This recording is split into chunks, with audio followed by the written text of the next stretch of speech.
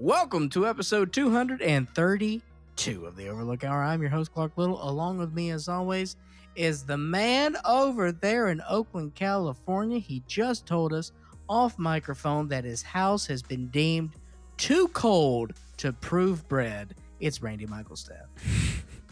This is true. I'd say probably like 9 months out of the year, it's too cold for bread to rise in my house. How many quarters? 9 out of 12 months of the year. Oh, that's 3 quarters. Bread and wood. What? I haven't introduced you yet. Skip it. Randy, you got to get back on this bread thing. You've spent thousands of dollars on this bread equipment. You know, the world needs your artisan take. Have you thought about maybe getting a Randy, you live in San Francisco. What is San Francisco known? Sourdough bread. Have you thought about getting a sourdough starter? Yeah. I wouldn't get one. I would just make it from scratch. But I have thought about it, but I haven't done it. You can do that, Randy, but what you need to do is you need to get the starter. One of the starter, guys. I'm a DIY guy, dude. I'm trying to... Randy, the DIY, no. The DIY, something always gets lost in the DIY. It either ends in the D or the Y. You need to go and get the starter from the professionals. And then you nurture it. You put your own, understanding of your experiences with the starter. And then it starts to tell its own story, Randy. I know a guy who I might be able to get some from. He's been making pizzas lately and selling them in Berkeley. Is he also your mushroom guy? Is it the same guy? No, that's a different guy. Mushrooms on pizza is good, though. Just regular mushrooms. What about the psilocybin guy? I've never tried it on pizza. I just tried to say it as fast as I could. Because I'm not... How you supposed to say it? Psilocybin? Psilocybin? Psilocybin. What's the ingredient in Tylenol that makes the pain go away? Acetaminophen? Acetaminophen? Something like that? A spoonful of cinnamon. What did you just say? Acetaminophen? Acetaminophen. Yeah, something like that. No. Okay. Joining us is Russell Fisher, who's here in the room. Don't know why. Basically, just because we exited the episode. Exited the episode? Is that how we're going to go with that? We're trying to start it now. Stop me up. Oksana, Valerianova Osachi. Yes. Is here. I am. Oksana, how are you today? When you were talking about putting mushrooms on pizza, it made me think of Detroit Rock City. Because that happens. Do you understand that I've never seen that motion picture? I've seen it too much. So. Do you know who directed it? No. Here's what I need you to do. I need you to go on the International Movie Database. I need you to look who directed it. And then I need you to go to the document on your Google Drive called Overlook Hour Future Guest Host. And that director I've been talking about every day. I thought he made documentaries. He makes all sorts of things because he's very talented. And we're trying to get him on the show. Thank you very much. Of course, I'm referring to Adam Rifkin. Dream guest number 4. Russell, who's dream guest number 1 through 3? I need you to go on Google and put in Detroit Metal City and look at who directed that. Detroit Metal City? Is Yeah. that a thing? Yeah, here we go. Here we go. Detroit Metal Rock City. All right, again, we're on YouTube now. Oh. Anime. Gotcha, bro. Oh, God, it's live action, too? I don't want that. Live action anime? So I'll watch that. Well, It looks like it could be disastrous. at Fanime one time at 3 a.m., I watched all of Detroit Metal City. Were you lonely? Oh, there are people in that room. No, it's 3 a.m. You must be lonely. Rob Thomas, Thank Hell you. you yeah. stole my damn joke. Oh, look at that. You fucking idiot. Send Randy that picture. Get That this looks show good. going. You know, we had a meeting very serious about trying to get people who are new listeners to keep listening. When they hit play, we really got to hook them. And then he goes in this fucking, start some bread. You get your yeast to rise. This week we talked to writer-director Stephen Kostanski. He joined us for the second time. I believe this is the first time in the history of this program where we called a guest. We said, hey, we don't have a whole lot of time. Can we call you in a couple weeks? He's like, yeah, bro. No probs. So we did. And everything worked out. Yeah, he followed through. And he did follow through. We had a great conversation with him. He is the writer-director of Psycho Goreman, which we talked to him about a couple weeks ago, and we barely brought it up this time. However, check out Psycho Goreman. It's getting rave reviews. People are loving the Psycho Goreman. We did talk about Lexx and Abraxas, though. So, Yes. deep cut 90s. Also, didn't even mention Leprechaun, man. No. Oh, we did. Saved He the did. franchise. He talked about it. He talked about a good little, was it goat? A cut scene Yeah, cut scene involving a goat Yeah. and poop. Also a drone. Goat poop and drone. Yep. That's all you need. That's all you need. Okay.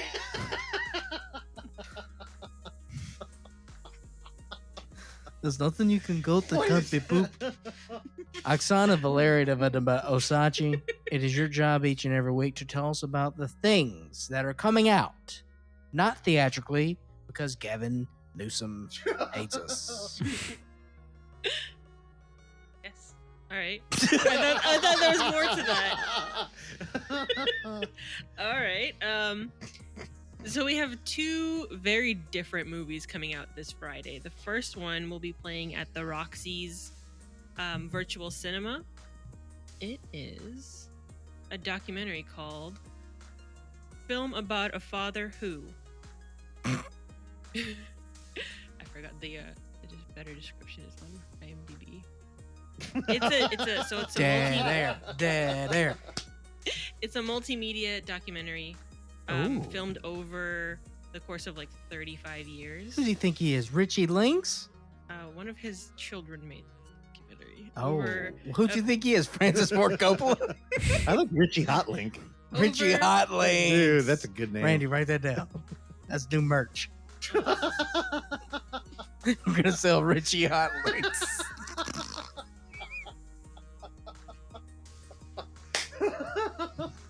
I love it.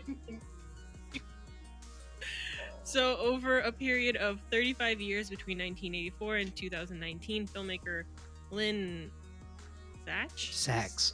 It's very clearly Sachs. It's always been Sachs. It always will be Sachs. Shot 8 and 16 millimeter film, videotape, and digital images of her father, Ira Sanchez Sr. Sanchez? Sachs. Whoops. Fuck a weekday record, dude. They're blending together.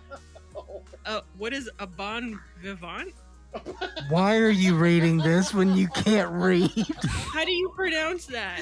Bon vivant. That's what I said. Yeah, but why do you question it? Have some confidence in your life. And pioneering businessman. What are you doing? From What Park is? City, Can we stop? Utah. What is happening right now? Yeah, I accidentally kicked the You're table. kicking I'm the sorry. table. You forgot how to read.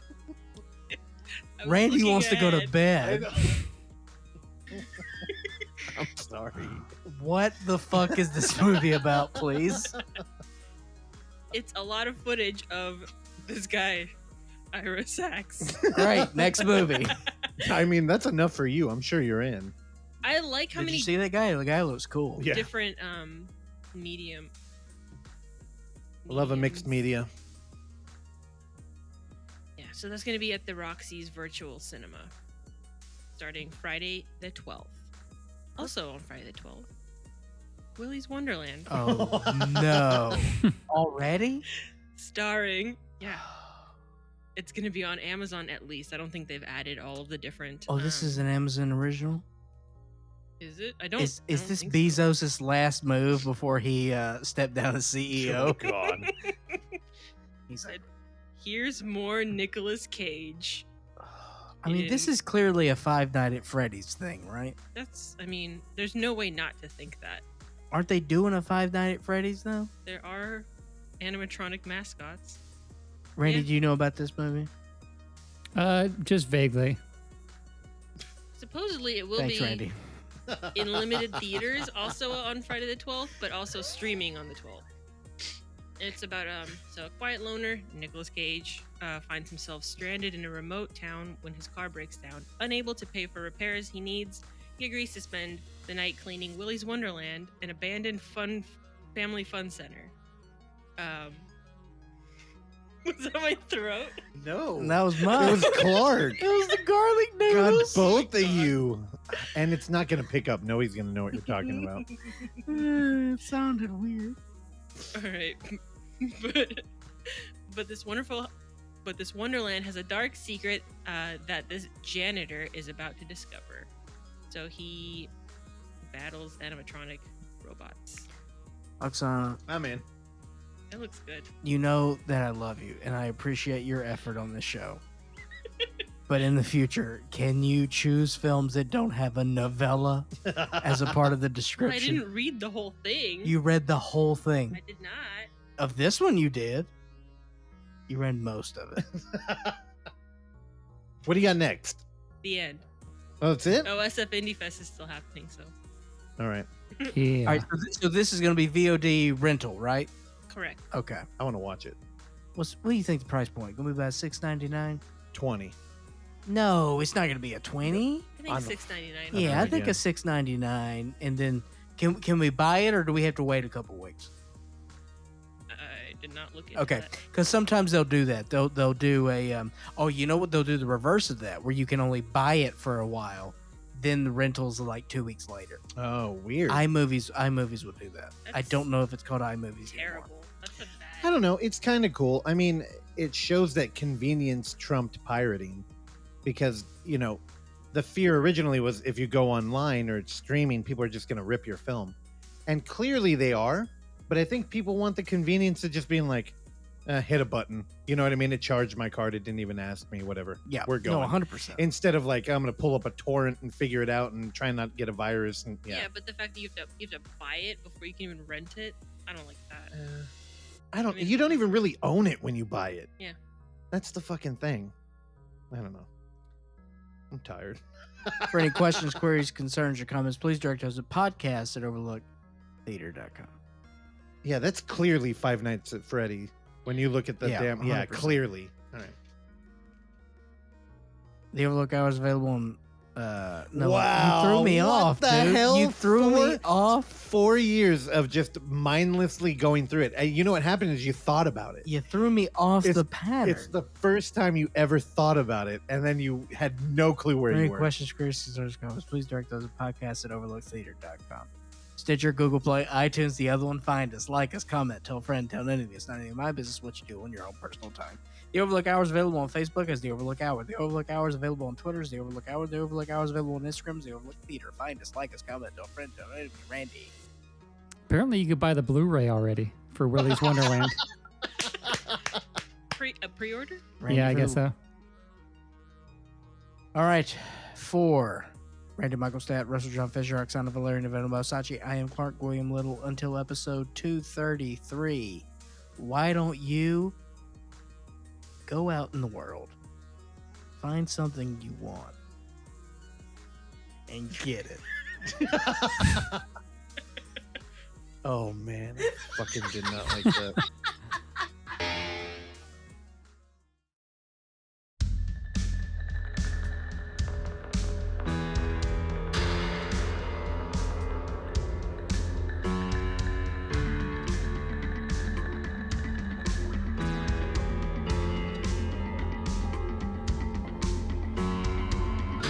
I am 100% a cannibal. I want to eat you. What? Oh, are we revisiting the bit again? This week's Two Sentence Horror Story is brought to us by Army Hammer. Oh, my God. Also, you clearly have moved to New York. This is his second entry. I've totally committed to this Oh. Colin Quinn accent. Yeah, I don't like it. I liked it when you were like a weird, squeaky, prepubescent ghoulie. I change. Yeah, for real. The hot ghoulie, we got to bring that back. I was never the hot ghoulie. Yes, you would. Yeah, that's what I described. I'm more as. like a sad drooly kind of guy. All right. Be gone. We're trying to truncate this episode. You need to leave. Randy, what's up? Don't. Oh, what's talk up, to dog? Yeah. Bye. You see that, dog? Me and Randy. are Open the dogs. damn door. Open or close? What the hell? Yeah, it's Randy? true. Is it opening? Are we opening and then closing? I feel like It's an open. it was always open. No, We just closed it. I mean, look over there. It's closed now. It's just it sounds the same because you're opening and closing it every time. Oh, that is true. Yeah. Also, I'm literally doing it. I don't know why we're having this conversation. We grab the big pole, you hit the top of it, you put the hook around the ring, you pull it open. So I talked with Creepy, and we both agree that there's plenty to explore with this Army Hammer situation. Oh God. I don't think I don't think you're going to put in the work to find. I don't think that you understand Okay. that this is an attack from the globalist elite. This is what they do.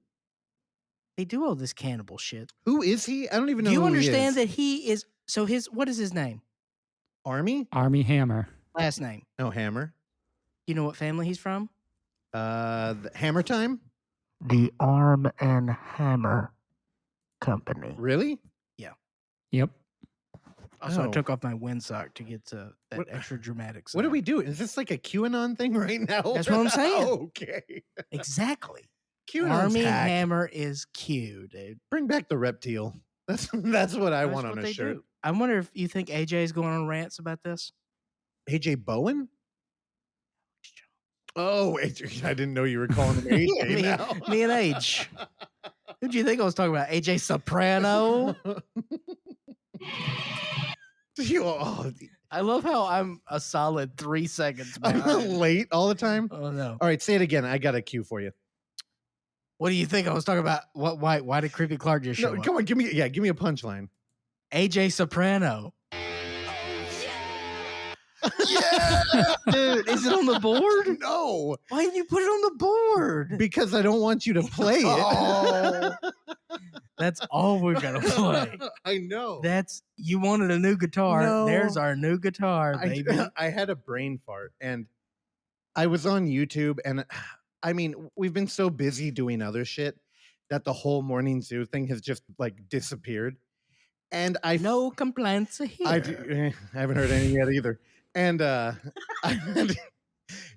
found that video of 5 hours of oh yeah. And I went, oh yeah, I gotta show Clark this. And then I was like, wait, he knew about it. And it was a good thing that you forgot about it. Yes, true. Yeah, but I still had the window open, so Yeah. I'm gonna close it now. Yeah. That is the new soundboard.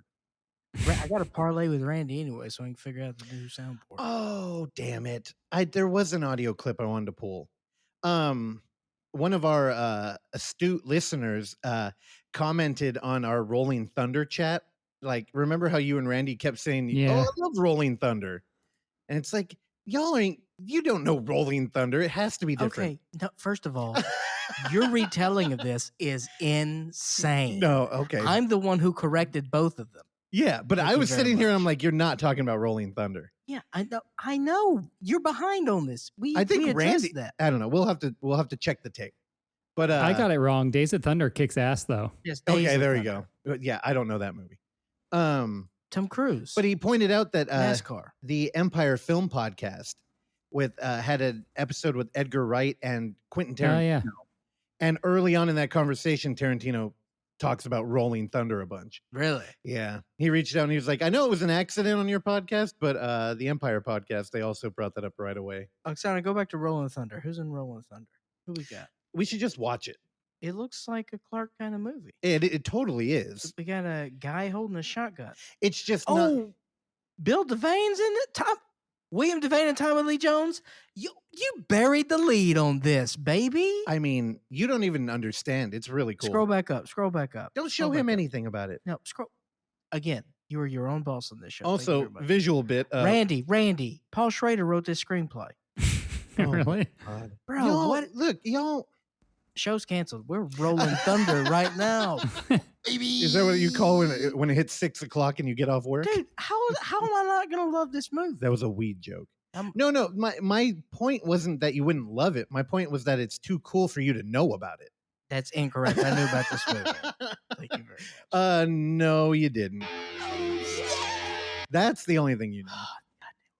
Dueling soundboards now. No, we don't. I You've just got have one- you- you've I got have the one button. YouTube. But you've got the most powerful one.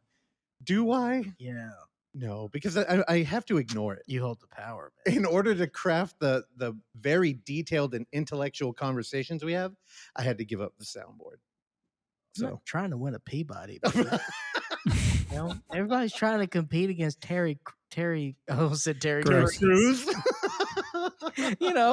Terry Crews on the NPR. Well, Randy threw out Gross. I like that too. It is Terry Gross. That's what I was trying to say. Yeah, Crews is better. He'd win in a fight. Crews over Gross? Yeah. Get that hashtag going. All right. We got anything else for we talk about movies? I don't know. I wanted to start opening up more friendly to new listeners in case anybody happened to make a wrong turn somewhere and end up here. Go back to whence you came. No, but I don't know. I Just feel like kidding. Welcome. there you go. I feel like we've had good interviews lately. Not that they all aren't. Lately? I'm sorry. I feel like we've had good interviews for 230. How many? Yeah, but you know what I mean? Like, I think now we run out of time. And that wasn't always true. Like, sometimes we'd run out of, like, energy or, like, I don't know. We're just not good at this. And now, Jordan Graham. You played. Oh, with Jordan, yes. Jordan Graham was, it was particularly good. So, if you want to support this show, share it. And again, there is we're on YouTube now. If you got a millennial or what's younger than a millennial? Gen Z? Yeah, I think so. Yeah. Like my sister fell off of the podcast and I'm like, your family, you have to listen to Is she okay? It wasn't a long fall. That's good. But because of YouTube, she's gone back and she's like, yeah, I'll pick it up again. I'm like, oh, how far back are you? Episode 142 or something. I'm like, I don't even know what we were talking about back then.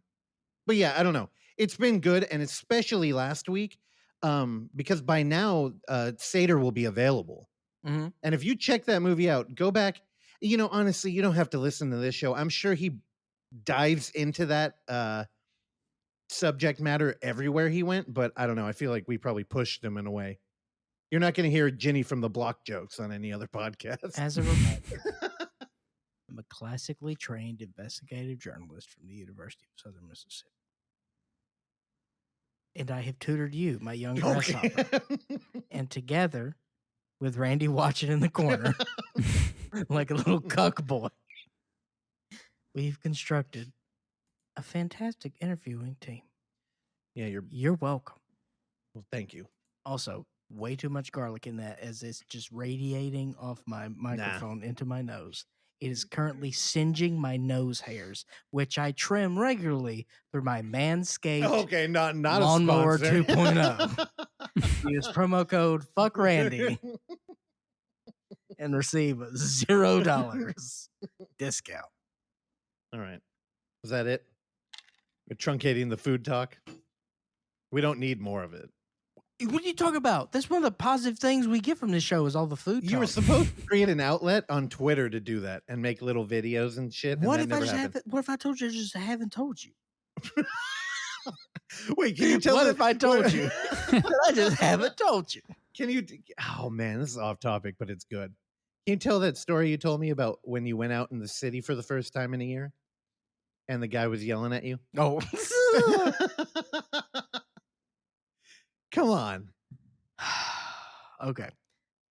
So Randy, I went with our mutual friend Amanda, was in the city, and because she's a very stylish person, and I was en route. I needed how much can I say about that? What? No, don't say anything about that. You could do it. I was costume shopping. Okay. For a thing. A new hood. There we go. And I needed some help because I'm an idiot and I'm colorblind. So I needed the feminine touch. So we were walking around in the Mission, and this homeless guy just yells at me, and I just know. I mean, I figured I'm very good at ignoring, street banter. Very good at that. I feel like that was just an easy transition for me as, a simple little country mouse being thrust into the city. I have no problem keeping my head down and just buzzing out all the other riffraff. Randy, you're with me on this. Yeah, for the most part. Yeah, like can't be. You can't really distract me. So if people yell at me, I just power through it. So this was an example of that. But he did get me. So he said, "Hey, oh damn, man, how'd you get so lucky?" And then I walked a couple steps and then ignored him. And then he said, "Oh, I guess Black lives don't matter." Yeah. To which then I laughed And cried. profusely. Thank you. Cried and then donated. Was the gentleman actually black? Yes. Okay. Just I joking. hope. I know. I surely hope so. Said you donated. Was it a street sheet person? Street sheet. Yeah, you don't know about street sheet? I have no idea What? either. What is happening? Street sheet has been around forever. It's essentially like a newspaper for like unhoused communities in the Bay Area. Oh, they're called street sheets. Yeah, I've ran into like the same guy maybe It's like like the 3 or bug. 4 times in downtown San Francisco when I go there for work like once a week. And they're getting tech savvy. They take Venmo now if you want to give a donation. Whoa. Yeah. I just heard that it was like a Marxist newspaper. So- Okay. Down on street sheet. Down on street I never sheet. actually read it. I just know that they're incredibly aggressive every time. There's a Aggressive. Walgreens that I work by that is like, it's not the most friendly. And is it Walgreens leaving the city? Yeah, I'm pretty sure. Randy, did you hear that? No. What are we going to get a Dwayne Reed instead? I don't know. It's a New York joke. God. Randy knows his audience. Yes. So thank you for marbles. Dwayne other- Reed? Yeah, that's all they have in New York for drugstores. Yeah, Walgreens is leaving because people keep pooping on their floor. Pooping on Then. the floor. Pooping on the floor. All right. Walgreens Pooping also on doesn't the want to pay for a floor. security guard, so I mean, Okay. There were 3 at the Walgreens that I work at. Are you going to keep chiming in? I'm going to turn off. Plus, the we mic. know a security guard that used to floss with rope. Oh, that's true. Oh, God. Oh, have we ever talked about him? You know, I I'm have a sure we picture. have. I could send you a picture I have of him, Oksana. You could put it in the video. As you aptly named him the insecurity guard. Yeah, and then he added the N to his security hat, and that was the best joke he ever told. But the best joke Clark ever told, as you were arguing about jazz, because he claimed to be a jazz No, drummer. blues. Oh, it's blues. Yeah. Okay. And you kept naming people. He didn't know who they were. And you're like, I got some advice for you. Why don't, what was it? Oh man, I don't want to ruin it because it was really good. No, good. You got it. It was, oh no, I don't know the setup now. Do you know the one I'm talking about? The next time you put the gun in your mouth, don't chew on the barrel. Yeah, there you go. Yeah. He had, Horrible, horrible teeth. he was, yeah. It looked like his tongue was in jail. Yeah, you had so many teeth joke for that. Oh God. Okay. Now And now he's dead. yeah, probably. He did offer to do film for us though. Like if we needed like a Oh. crazy guy to kill teenagers. Do you still got his number? I might. Because Yeah, because that there's a could thing work. coming up I know. that he could totally host. Okay. Oh God. All right, Randy Michael. Yes, sir. Now, my friend, you've been in the midst of nonstop online film festivals, man. You need to take a break. I mean, what else am I going to do? I don't really. Take a walk. You got thousands of dollars in baking equipment, I've been told, over a number of years. So I found out that my house is too cold for bread to rise. You need some sort of proofing situation. Also, that is a very funny sentence, Yeah. but it's accurate.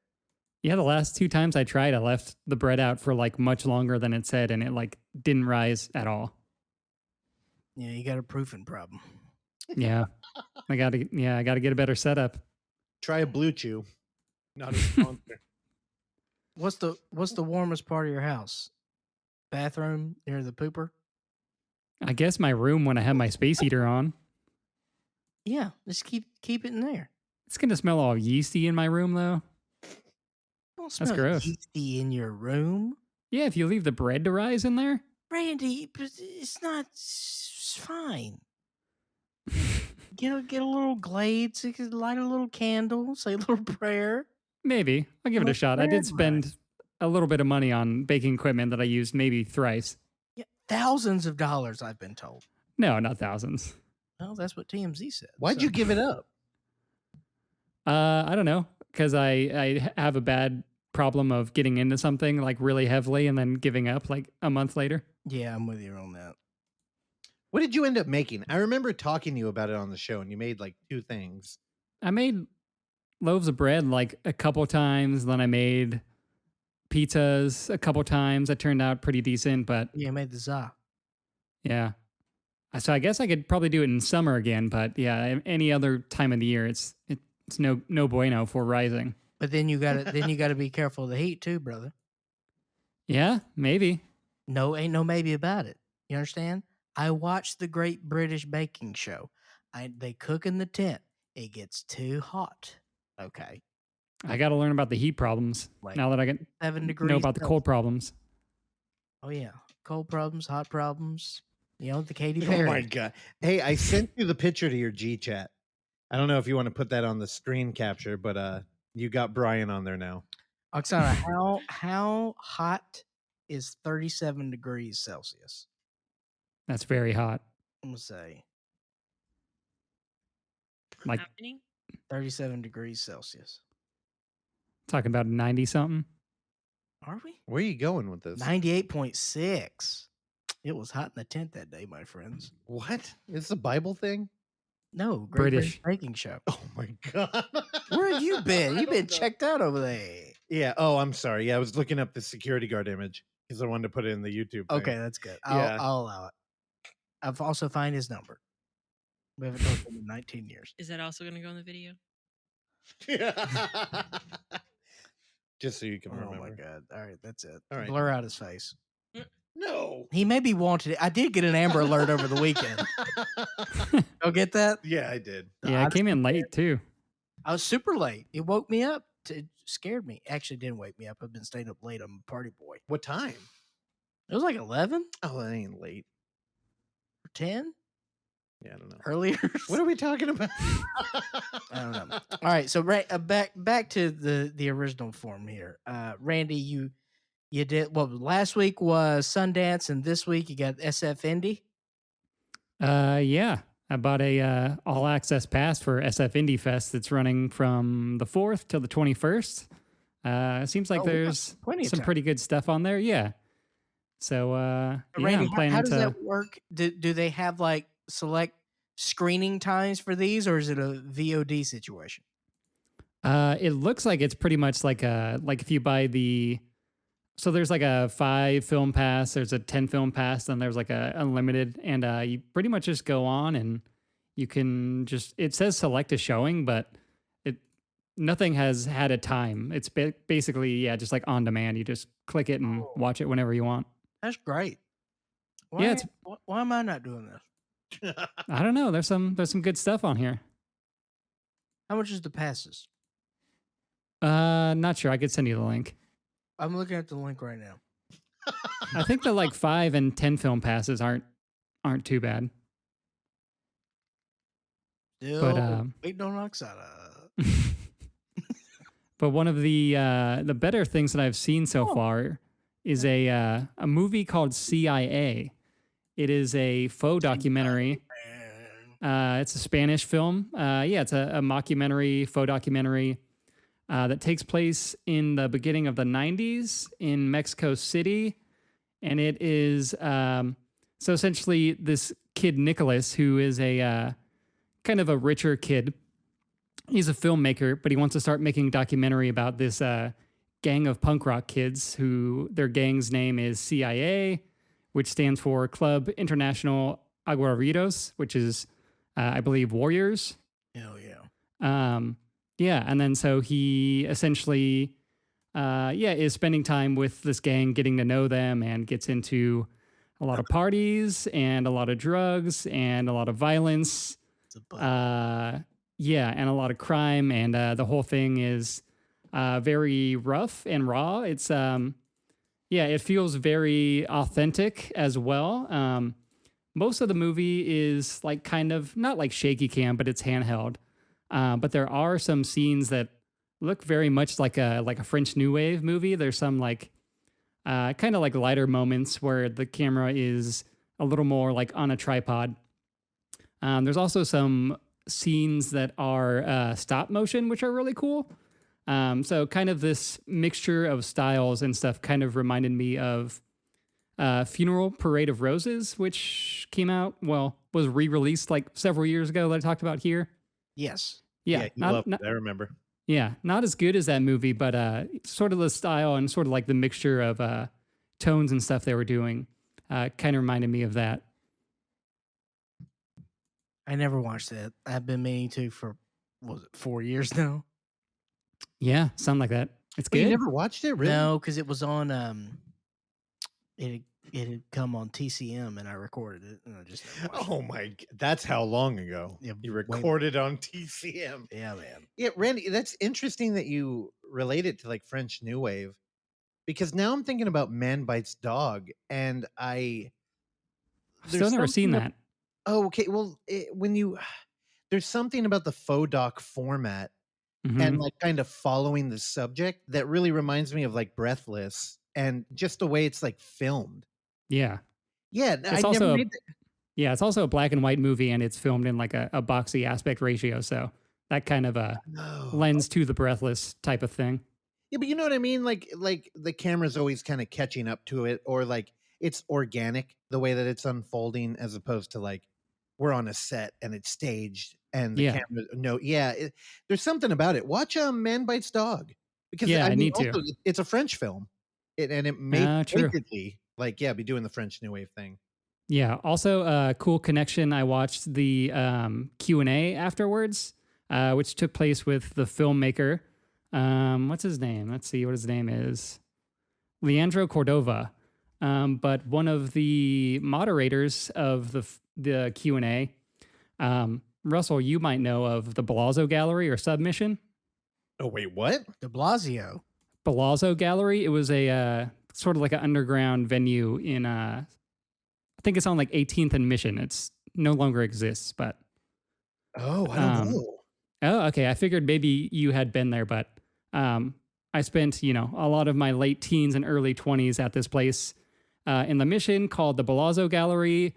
I've played a lot of shows there, and then the dude who owns the place, he is Hispanic as well, and I believe he grew up in Mexico, and he was brought in to sort of moderate the Q&A because there was a lot of Spanish-speaking people on the Q&A as well. And also, he grew up kind of like in the punk rock scene in Mexico, and he said that this very much portrayed it very well, and sort of like the scenario with sort of like gangs and stuff in Mexico City. Oh, did it turn into Submission? It did, yeah. It used to be called Bellagio Gallery like years ago. Okay, yeah. I did not know it by that name. But it was a Submission for sure. Yeah, that place was rad. Oh, damn. How old were you when you were playing shows there? Probably like 18 to like 23, 24, something like that. Oh, man. Is that Red Handed? Was that the band? Red Handed played there. Then some of my other bands played there. I think Troubled Coast played there. DC. I think that's about it. I probably filled in for like one of my other friends' bands there. I think I remember that, but yeah, it was cool seeing him on the Q&A. Yeah, damn. How much pussy did you get over there? Oh my god. None. Yeah. I also generally played, and then I would leave early. And that was militant straight edge Randy, right? I don't know if I was ever militant, but yeah, I was very straight edge back then. Knocking 40s out of people's mouths and shit. Dude, he's the ninja, man. Oh, that's right. He's the ninja. Straight edge ninja, baby. Dude, if that clip sounded better, I'd ask you to play it. Dude, he killed 2 guys in that movie. Yeah, I want to watch that movie for sure. It looks fucking rad. Yeah, it actually reminds me of Los Bastardos. Can you look that up? That's a film that Los Bastardos. It's also only 84 minutes long, so it's an easy watch. Oh, that's tight. What? There's a TV show called. No, It's it's a movie. romance. It's a movie. There we go. 2008. Oh, that's 90 minutes. Have either of you heard of that? No. Oksana, what? Here, let me turn on your mic. What was that found footage movie where they had a poster for this film in the room? I can't remember what it was, but this movie's about they're like illegal immigrants who are tired of trying to find work. Like literally the movie opens and they're on the corner at Home Depot. And they're like, man, fuck this. And they decide they're just going to start committing crimes. There's a moment in the end of that movie that is one of the most it's rough. Like it's not rough like Like we're gonna a 3-year-old you found in the trash. No, it's a different type of thing. You jerks. Like there's some violence that's hinted at, but you don't think it's gonna go down without like an edit. Okay. And there's a gun involved, and it's like, how did they do that? Do you have this motion picture? I do. Yeah. Yeah. Weirdly, at Target, they sold it when they had a Latin section in the DVD. At Festival de Cannes. Yeah. No, I don't know. I've never heard of. I watched this movie on DVD direct from Netflix when Netflix was first a thing. Hell yeah. Yeah. So when they had it in the Latin section of the DVD aisle in Target, I was like, dude, $2? Yeah, I'm buying that. Yeah, so I got it. We should watch it. It's fucking weird. But again, it only came back into my memory because there's a found footage movie we watched where somebody was going over and they had the poster for this. Yeah, but it's one of those shots where it's like, they're doing the photo doc thing and there's a guy on his computer and he's like turned to the cameraman and he's like, I don't know. But behind him was a fucking giant Los Bastardos poster. I'm like, what did they produce the film? Like, man, it's so weird. There's always surprises in the Bad Ben franchise. I know. No, it was not Bad Ben. You never know what old Nigel's gonna bring to the table. Oh man, it's gonna drive me crazy. He directed The Untamed. Oh, what? It's the same director as The Untamed? Yeah. Whoa! Look at that deep cut. I ain't seen no Untamed. You haven't seen The Untamed? We watched it at the Roxy, and I'm pretty tame. For some reason, the Roxy, independent theater out here in the Mission, they will only put up a disclaimer if it's a Spanish film. Like if it's Latino in some way, then they'll put a disclaimer like, "Hey, watch out." And I've only seen 2, and that was one, and the dick sucking one. The other one was We Are the Flesh. Yeah, that one they put a disclaimer. They suck a peener. I think it ejaculates like on screen too. Also, I've just been told. Wait, you haven't seen the movie? It jerks off. I've seen the wiener sucking part. That's all you've seen. That's shown up in a couple of my circles. Oh my god, they didn't pull that off Pornhub. No, it's on Pornhub. Oh, it's verified then. Yeah. All right. Back to you, Randy. What do you think you're dealing with over here, Oh my Mr. Skin? Yeah, right. You're like, you seen that moment in Brown Bunny? I ain't seen Brown Bunny. Let me tell you something. I suffered through all of Brown Bunny. Damn. And Solo. Brown Bunny's awful. Is it better than Solo? And I like Vincent Gallo. I like who? Vincent Gallo. You said Gallo. I did say Gallo. I was hoping we could just power through that. To the Gallos. Dude, Vincent Gallo's tight. But the Brown Bunny is a hump of trash, dude. Trash Humpers. I great. loved Buffalo 66 is incredible. 69. Buffalo 66 is great. 69. Buffalo 69, sign me up, brother. What about Trash Humpers? Randy, did you see all of Brown Bunny? Yeah, a long time ago though. Yeah, it stinks, right? There's nothing to it. I don't remember hating it, but it's been a long time since I've seen it. It's so pretentious. You know I'm he's into a that. motorcycle driver. That's cool, but dude, MotoGP is fucking insane. Buffalo 69 is my favorite. It was Buffalo 69. Randy Michael, you got anything else? No, just want to say that WandaVision is very good, and I'm not a big Marvel person. You know what? Randy, I've watched the first 3 episodes. I've watched the first 2. What do you think? I thought it's fun, and no, that's mean. That sounds mean. I could give a fuck. Okay, so my dad. That's meaner.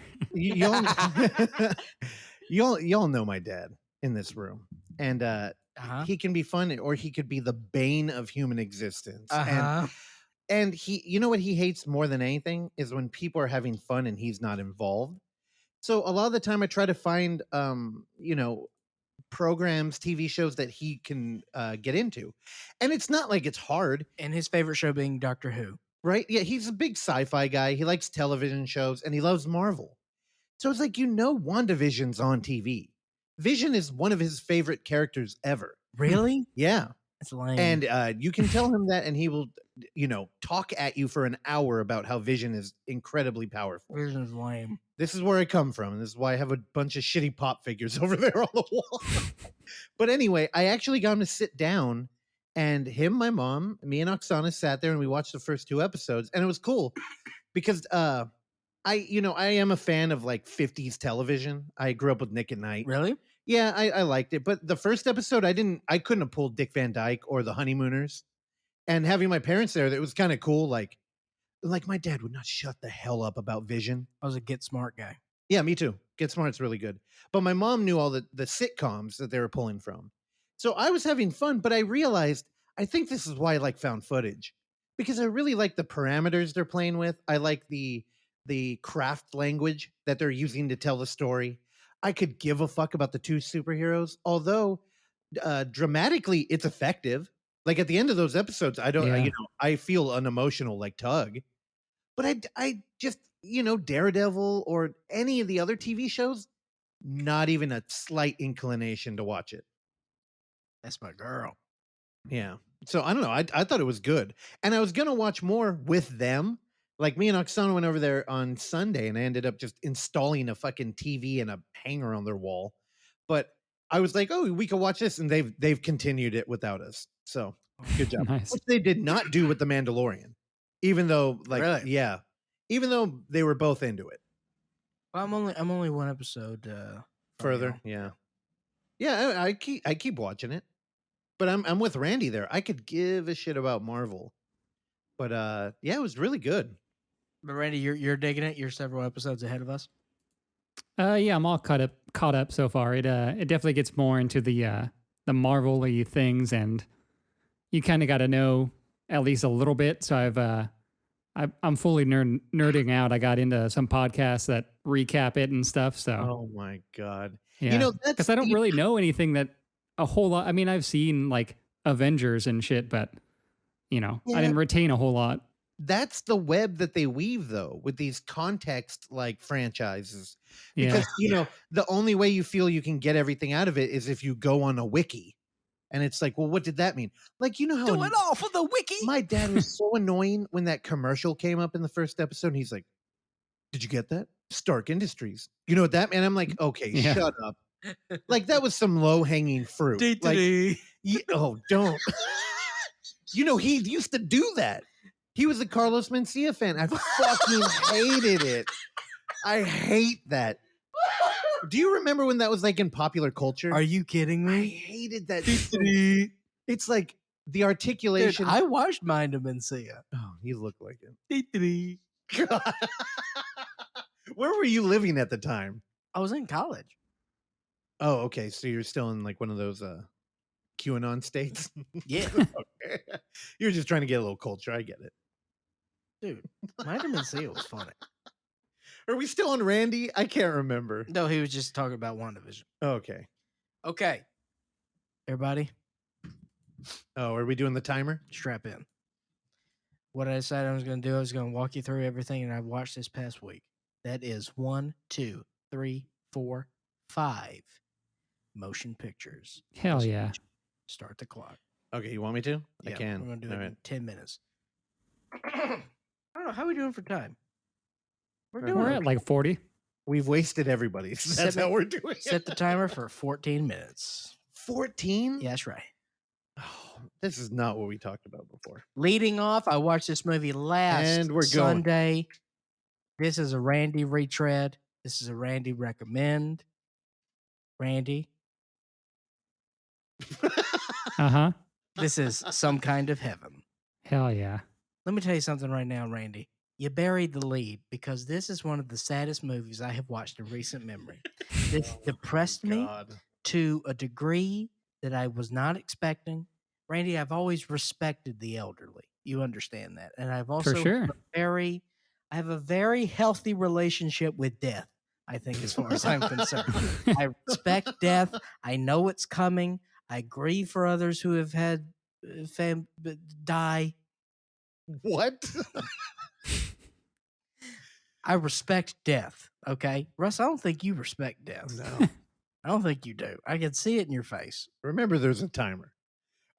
I'm trying to build a story. I get it. The storylines we have in this, none of them are good, Randy. And when I mean good, I mean the outlook. The ceiling on all of these are very, very low.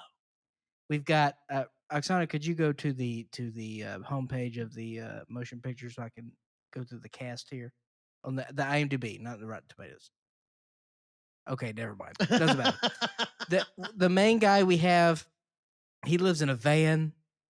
He's 84, 87, I think, and he's trying something like that. He's trying to find a Dennis Dean. Good name. He used to be D&D. What was he? A stuntman? He used to be a stuntman in Yeah, Hollywood. I think so.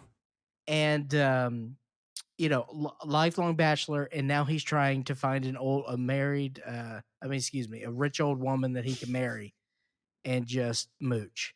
And yeah, there's reasons behind that. Yeah. And he ends up settling, and it's sad. The light you saw in his eyes, gone. He's just settling with this woman who's happy to have someone in her life, and he's just making ham sandwiches and cutting the grass. And he's probably dead now. This probably killed him. Okay.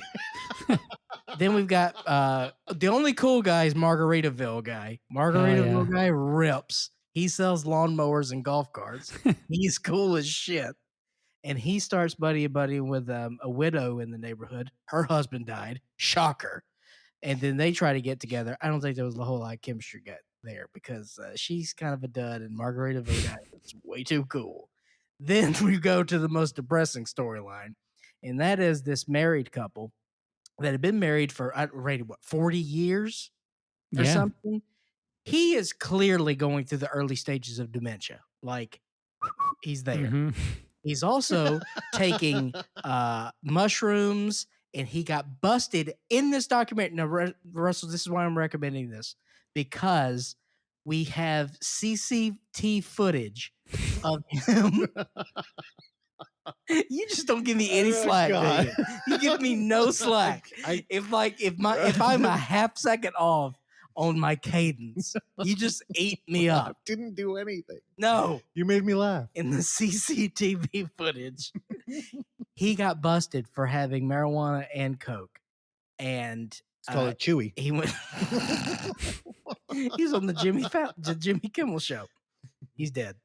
I was thinking Andre Nicotina. Oh, thank you so much. He had he got busted for possession, and so they've got the CCTV footage of him in court, and he's belligerent, but he's not belligerent in like an aggressive way. He's just clueless. He's just out to lunch of like what's happening. He doesn't really understand like the trouble he's in, and the judge straight up tells him, "You were the rudest person I've ever had in my court, and I've been doing this for 30 years." And they have court footage? That poor woman. That poor woman who I pray about nightly now. She does not give up on her husband, and she should have. And I don't know, because he's an idiot. It seems like it's kind of on the upswing, I felt. Some kind of heaven is some kind of rough. It's a bummer. For whatever reason, I decided how much time I got left. I don't trust this thing. 13 minutes. Yeah. Wait, what? I know. It's too long. I went on for a minute. I don't know. I don't trust it. I told you 14 minutes. I've gone 13 minutes? It says 13 hours. What is... Oh, hours. That's the problem. Oh, my God. You have no idea how long... Turn your mic off. What you... You're supposed to tap me when you want to talk. You have no idea how long we've gone on? Well, I mean, I could do some quick math. You got like 10 minutes. Okay, You got great. 10 minutes. For whatever reason, I decided to watch two. I decided to watch two adaptations of John Grisham novels. I was looking at this. I'm like, time's moving so slowly. Insane. You are insane. So I watched The Firm and The Rainmaker. The Firm, I think, is the first John Grisham adaptation. No, it's not The Firm and The Rainmaker's one movie. It's not. The Firm is one. Yeah. Tom Cruise, 1993. I think it's the first John Grisham adaptation. It stinks. It's 2.5 hours long. The critic showed up. Dude. It's 2.5 hours long. It is an insane plot line that really goes nowhere. We got a lot of cool locations. They filmed a lot of it in Memphis. I grew up going to Memphis. I love Memphis. It's fun to see Memphis. But past that, there's really not a whole lot here, except I gave this 3 stars on the Letterboxd application. Here's why. Tom Cruise is a goddamn star. I just want everyone to understand how fantastic Tom Cruise is. He carries this movie. He's the only reason to watch it. It's 2.5 hours, and it feels like a half hour because Tom Cruise is electric. I loved watching him run through Memphis for 40 minutes with a briefcase and an overcoat. That's the best part of the movie.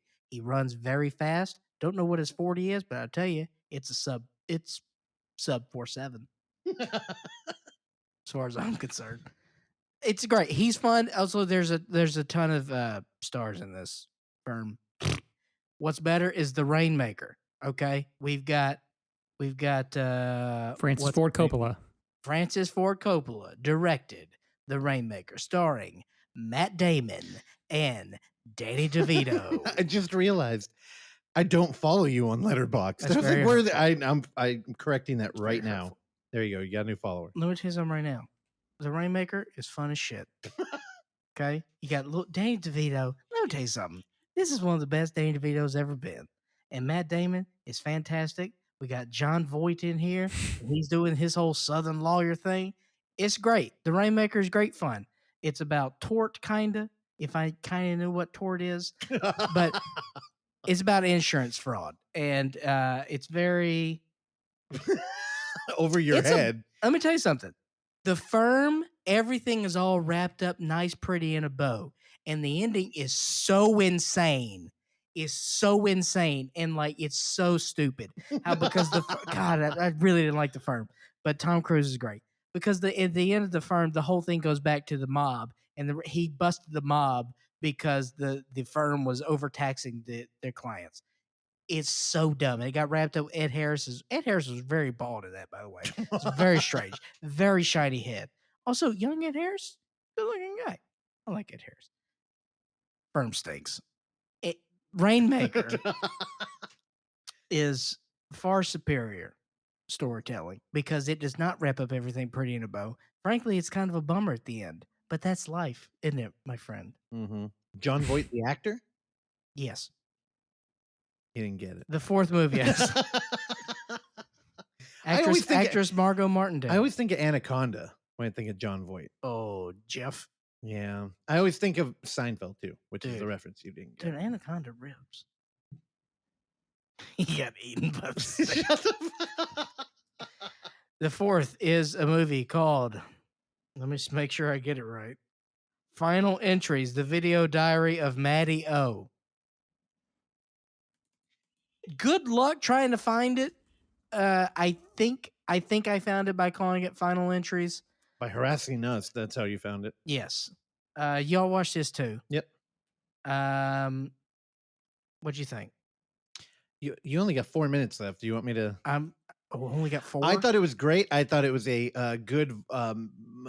It's a found footage movie about 2 girls, kind of like Bad Kitties. I don't know if anybody ever watched that based on our recommendation.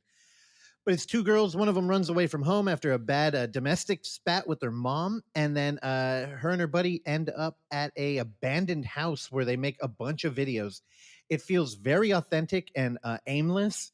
and then something happens and it gets bonkers. I thought it was beautiful in a voyeuristic male kind of audience way, where it's like these two girls are sitting around making like sexual jokes and talking about eating each other out all the time, and they're like farting nonstop. and but on top of that, like they're farting and being kind of like completely with their guard down. And Yeah. I feel like that really, it gave a chance to the fact that them making like sexual jokes about each other could be real, even though if you're paying attention, they sleep head to head, and it's like clearly they're not doing this. And by the third act, it's bonkers. It's a good one. If you're a found footage fan, I would recommend finding that movie. I don't think there's a possibility where this is not going to surprise you in one way or another. Yeah. I'm not saying that it's positive or negative, but it's going to be something you're not going to expect. Yeah. I'll just be cryptic in that way with it, and I did enjoy it. Yeah. But I'll tell you, the batshit crazy third act is what kind of saved it for me. Well, it wrangles it back in for sure. It does, and it added a whole new depth to the whole thing because. Well, it feels like they're fucking around for the first 2/3 of the movie, like almost like a hey, let's go make a movie kind of movie. Yeah, but it also sort of increased the strength and the range of the actors. Oh, for sure. For what we saw. Yeah. All right, you got 2 minutes left. We're gonna go past it. Oh no, we're not. 100%. I'm gonna play a buzzer that will dwarf your sound. Nope, I'll cut your salary. The final movie is a filmed one-man play. We're gonna be a little hacky this week, as I think this has sort of made the rounds. Derek DelGaudio's In and of Itself. He is. Do you know who this guy is? DelGaudio. DelGaudio. It's me. It's fucking Derek. They call me the cat. I'm out of the bag. Oh, Here I am, baby. Derek DelGaudio, in and of its fucking show. Okay, so Randy, what's the best way to explain this guy? He's an illusionist. Yeah. / card Illusionist. genius. Magician. Yeah. He doesn't look like one. Let me tell you something. Frank Oz directed this too, by the way, which is pretty tight. He's fucking Yoda, dude. I've never what he did with cards. I've never seen anything like that. Never seen any card work like that. It was crazy. Anyway, Okay. here's what I'll say. I love this. I teared up many times, as you can imagine. God. It is a little In a magic act? You're crying in a magic act? well. The card tricks. Randy, did you get a little misty? No. No. We all know I'm Not dead never inside, though. ending. Not even in the third act, No. Randy. That No. shit he pulled at the end was crazy. I mean, it was crazy. I was impressed, but I didn't cry. Yeah, you didn't cry though. All right, so there's a lot of celebrity cameos in this because he filmed the shit. I think he did 496 of this, and they filmed a lot of these and to make the film of this. Yeah, I think they did some in LA too, I believe. And so you can see celebrity cameos all throughout the crowd. Mhm. And then in the final act, he sort of interacts with the crowd. And so like David Blaine shows up. Bill Gates is in this. My favorite is David Wayne. I can try to find the screenshot of David Wayne. Randy, did Wayne you and catch him? Blaine? No. Wayne and Dude, Blaine? I miss Wayne. Dude, David Wayne was crying in the background because his spoiler alert, his Derek DelGaudio's The cat. he's in the bag.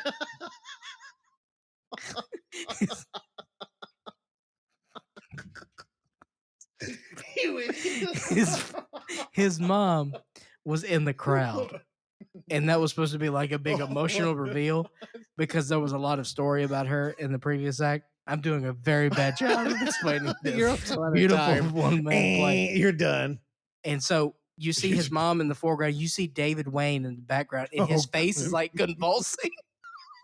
He's And then a card falls out. It looks like he's trying not to sneeze. But he's trying not to cry. It's very good. I really enjoyed this. Here's what I'll say. It's a little Clark Little. saccharine up top. and he's got a very deliberate cadence that, his whole thing is get you emotionally involved into this. He's controlling every little bit of this. So, he's certainly playing at your heartstrings. Uh, Maybe that's why he can sneak a couple extra magic tricks down your throat without noticing, because your Oh my eyes are full of god. tears. Also, he made that brick disappear. That was tight. Yeah, the set design in the background is really cool too. It almost very like cool set. parts of it almost look like stuff that would be in like a David Lynch short film. Or like a red curtain. No. Hi, hello. I'm here to design your set. Today's number is 7. We'll be back tomorrow. God, you look like you're drunk right now. Randy, just to paint a picture, he's got a can and a koozie. He's got a Diet Pepsi open. Oh, that can and a koozie's from 2 days. He's got a glass that looks like there's fingerprints all over it, and it's got a little bit of water. Then he's got a mug over there. I'm sure it's been there for a minute. Then he's got the bowl of garlic noodles. Then he's got the cup that he's been drinking on mic. And then on his left hand, he has the craft of water. Brandon, let me tell you about the garlic. You take the garlic. Okay. You know the best way to mash up your garlic? You take a bottom of a soup pan and you just fucking wham on that garlic and you smash it. Then you cut it up with a knife. You get it nice and brown, okay? You're cooking your noodles in the other pot. You get that garlic a little brown, not too brown, a little brown. Then you want to add the umami, okay? Some people call it umami. I call it umami. Oh, that was really good. Little soy sauce, Okay, little Worcestershire, you're so out of time. oyster sauce. Put the noodles in, cook it down. Pecorino Romano, garlic noodles. Randy, your thoughts? Sounds good. I could not believe. I was looking at my timer, puzzled that whole time. So I'm like, wait, insane. how many minutes has it been? You had a hell of a day today. I gave you 13 hours, dude. Or actually, it was 14 hours. It's not enough. I fucking killed that. I know. It was really good. Thank you. This is why our guests never come back. I think, Steven was busy the first time he came on, didn't have a chance to check out the show. Now that, we hung out with him and he liked this, he'll probably check this one out. He'll get halfway through the intro. Sounds about right. Oh, I have a headache from your fucking DelGaudio shit. Oh, okay. El Gato? Wait, are you done? You're done with everything? I don't know. You want me to talk about another John Grisham No. movie? No, I can bring it home. Next week, Pelican Brief. What? Blood? We'll talk about Pelican Brief next week. Is that a movie? Yeah, John Grisham. By the way, I've seen his house. The inside? You have to, as a Mississippian, No. we have to respect the works of John Grisham. And I have a movie to talk about. All right. God, I got to get the COVID out before I can talk. you just crow hopped that. I crow hop. Yeah. Okay. Oh, right. So I stuck it out and I watched the final entry. Also, I hope everybody enjoyed Chuggy being here last week. I did. I went down and I finished Whispering Corridors with him. And you know how he told that story about like his nails being dirty and the teacher hitting it with a ruler?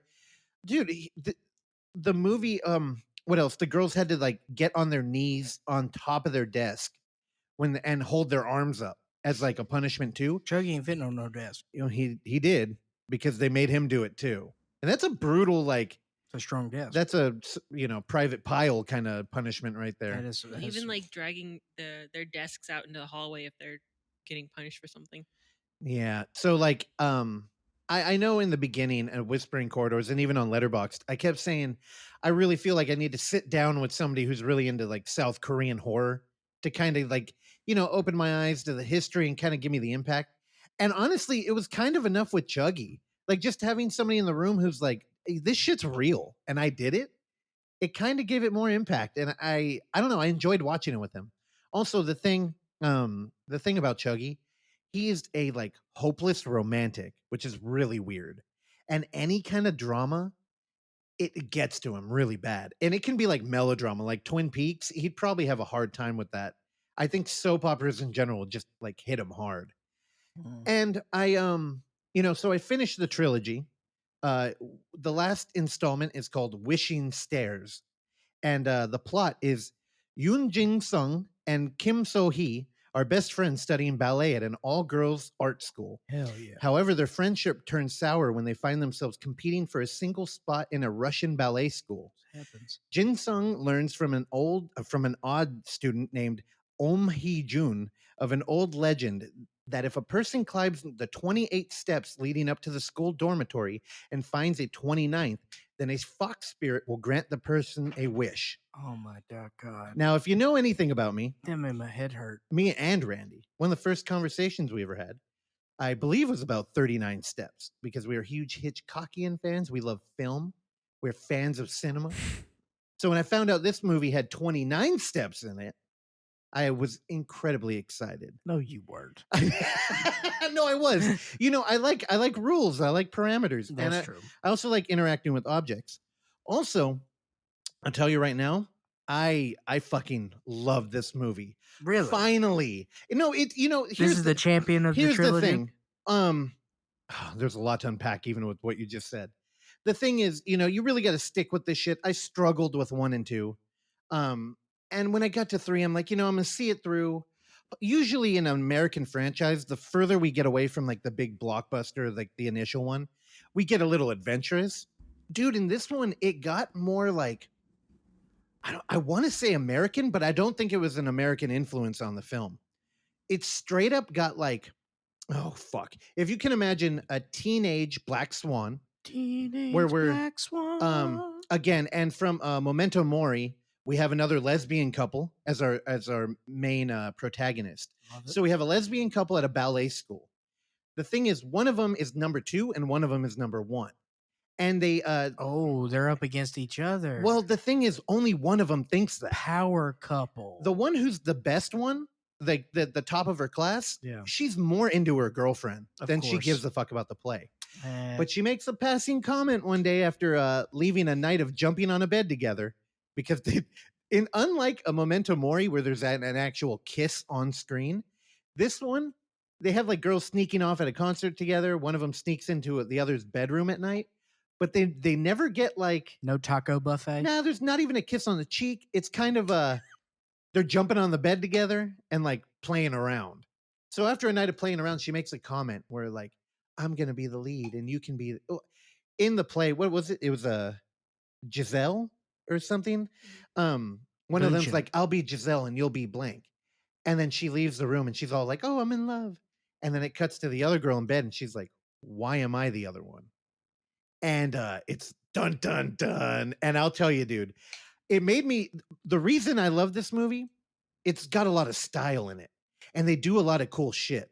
In the other 2 movies, it felt like a soap opera. And I realized a lot of the film was captured in like medium frame or long, and there isn't a lot of edits, and we're not really doing much. Well, they're big on the soap opera form out there. For sure. And it is kind of a melodrama as far as like our dramas are concerned. In this one, dude, it felt like we were on we were in the Scream high school. And instead of like Scream with the killer running around, we're doing Black Swan. But then when that kind of hits fruition and one of them makes a wish, then we turn into Nightmare on Elm Street. And it's like, dude, we get dream sequences. So if you mean we're doing Black Swan, you mean we're doing the anime thing. Perfect Blue. Perfect Blue. Perfect kind. Yeah. Well, actually, Mimidin kind of shows, I know that reference isn't going to hit either of you, but Perfect Blue even plays a part in this with identity. Dude, they're doing so much in this movie. It's so cool. Also, the setting, like, again, this is almost like a spiritual addition to the franchise. They're not connected in any way, except that they're in a girls' school. But this school is the first one that had character. Like, you go down into the basement, and there are just desks thrown everywhere. And then there's like art mixed in because it's an art college. It's a Banksy. So yeah, exactly. There's paintings, there are sculptures, there are like, and it just looks like a fucking Terry Gilliam garbage dump. but only in parts of it. So they'll go down a hallway, and now we're in Terry Gilliam Nightmare. I like a Gilliam garbage dump. Me too. It's because it's very crowded and like Yeah. there's a lot to look at. Dude, this movie. Oh, I'm burying the part that you would love. Here we go. The other character, the oddball that I read about in the description. Yes. She comes on set like she's a fucking Eddie Murphy fat character. Oh, baby. And she's like, "Whoa, I'm a fat." Yeah, and you know the thing is in Korea, there ain't a lot of heavy people. So not only is she But heavy, let me tell you something. They fry chicken better than any of us. now she's also the only one without black hair. She's got like she's got like a brown thing going on, almost orange. And she's just the fucking outcast. But also cinematically, she's like walking down the hall, tripping over shit. Did You look at her, she's got a bunch of makeup on, and the story kind of kicks off after she's discovered in the basement by a bully. The girl goes down there to smoke cigarettes, and she's like, "What the hell are you doing here?" And this girl's rolling around on a couch with a bunch of naked dolls, and it's just like, "Oh, I'm fat." And then she gets bullied by this girl. She's like, "I'm sharing this room with you from now on." So she does an art project where she makes the steps, and she's like, "I'm gonna go wish to the fox, and I'm gonna get my wish." And what does the fox say? well, the fox isn't even. I don't know if it's really a fox. You just powered through I that? powered right through that Very one. hurtful. And she makes the wish, and she's kind of operating in the background in the film. But the next time you see her, she's skinny, and someone's like, "Hey, what the hell?" And she's like, "Oh, you notice anything different?" It's like, "Yeah, you left your fat suit at home." But she's like, "Yeah, I lost all my weight. I diet now." And they're like, "How the hell did you do that?" I diet now. And she clearly doesn't, because they cut to a scene with her in the cafeteria, and she's literally like comedically like eating food. And then two girls are looking at her and they're like, "Here, have some more." You're crushing it with the Foley work today. Dude, I was getting pumped. The movie was fucking good. And it looks good. I think it came out in like 2002. 2003, I've just been told. Okay, 2003. And it's like the year before The Grudge. So 2 years after The Towers. we actually get a little bit of Thank you, like Brent. the other ones had none of that, like what turned into like an Asian cliche of like, "Oh, I'm a ghost with hair in my eyes and I crawl." They do that in this movie one time, and I was like, "Oh, here we go. America caught on, and they're just trying to make money." But no, it hadn't happened yet. Actually, I think Ju-on came out the year before, so they might have been into Ju-on and like took a little bit from that. But dude, you know, I doubt a lot of people are going to go seek this movie out. So I'll tell you, the other girl, she wishes to get the lead role. She's like, "I want the lead role in the play." Well, you know, like every good Monkey Paw movie, you get your wish, just probably not the way you were hoping for. Yeah. So her and her lover have a little spat on the stairway because she's mad at her because she just did better in the audition. And one thing leads to another, and the girl throws her down the stairs. So the lead girl is now crippled. Cut to her in a hospital. She's now in a wheelchair. And, you know, the girl that threw her down is feeling kind of bad about it, even though she's now the lead. And she goes to visit her, and she brings her flowers, and the other girl just won't even look at her. And then she gets visited by her at night again. And she's like, "Oh, we had a great night of jumping on my bed again, and it's all fun." And then she wakes up and goes to school, and everybody's like, "She's dead. She killed herself." And then we cut to a mangled body in the rain of her. I somehow in that wheelchair, she jumped out of the hospital window, and now she's dead. Now the oddball with the non-black hair, apparently she was in love with that girl. So she makes another wish. She goes up there and she wishes to have her back. So she becomes possessed by this girl now and starts murdering people in the school. Oh. She kills one of them and turns them into a sculpture. And then a teacher comes down, like, and there's no like comedy tone to any of this. Mhm. So he's looking for the weird girl that the bully that wanted to work in the basement. And he comes down there and he's like, "It's good work." And he writes her a letter just saying, "Great job," and puts it on the sculpture, which is her dead body in clay. Dude, this movie's a banger. It's really good. I didn't give it 5 stars on Letterboxd only because I think it's like 10 minutes too long. But I mean, How often are you giving out 5 stars? oh, too much. Too If often. you look at my Unhinged. Letterboxd, Well, here's the thing. Randy, what's the last 5-star you gave out? What was the Chloe Zhao movie? Nomadland? Yeah, probably that. That was a 5-er? I think it was, yeah. Ooh, Sawbuck. He's got 5 on it. Now, I got 5. oh, I'm glad you abandoned that. Yep. For a minute, you were really going to try. Yep. And I was going to be very quiet for that. Nope. I felt it in the room. I know.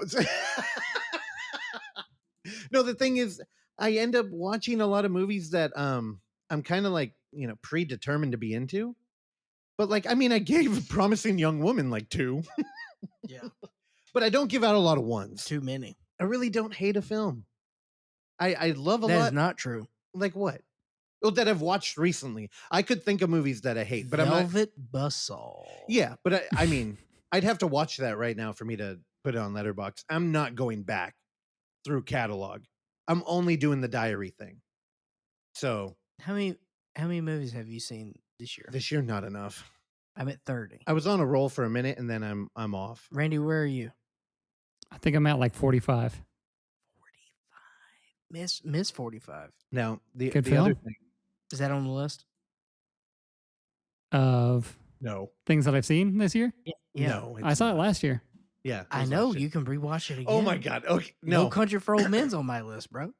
Now, I think it's the first time I've seen that one. the other thing I learned about Wishing Stairs, the end of the trilogy, the end of my box set, is that it's only half of the films. There are 3 more. Oh, I found 3 no. more movies, and Well, you don't have to commit to that why not? because you don't have the box set.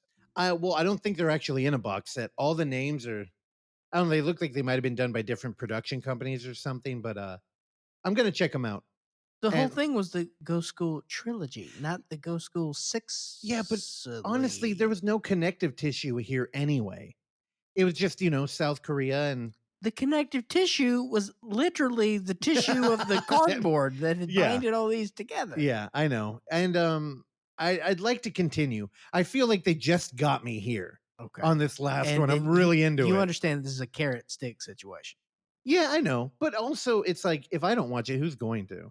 And I want. Koreans. Well, I want to talk to They the people love that it. did. Well, I mean, in America, Our Kor- Koreans. You've scared off our They Korean love it. audience. What are you talking about? I love the Koreans. Yeah, but they don't love you. I love their chicken.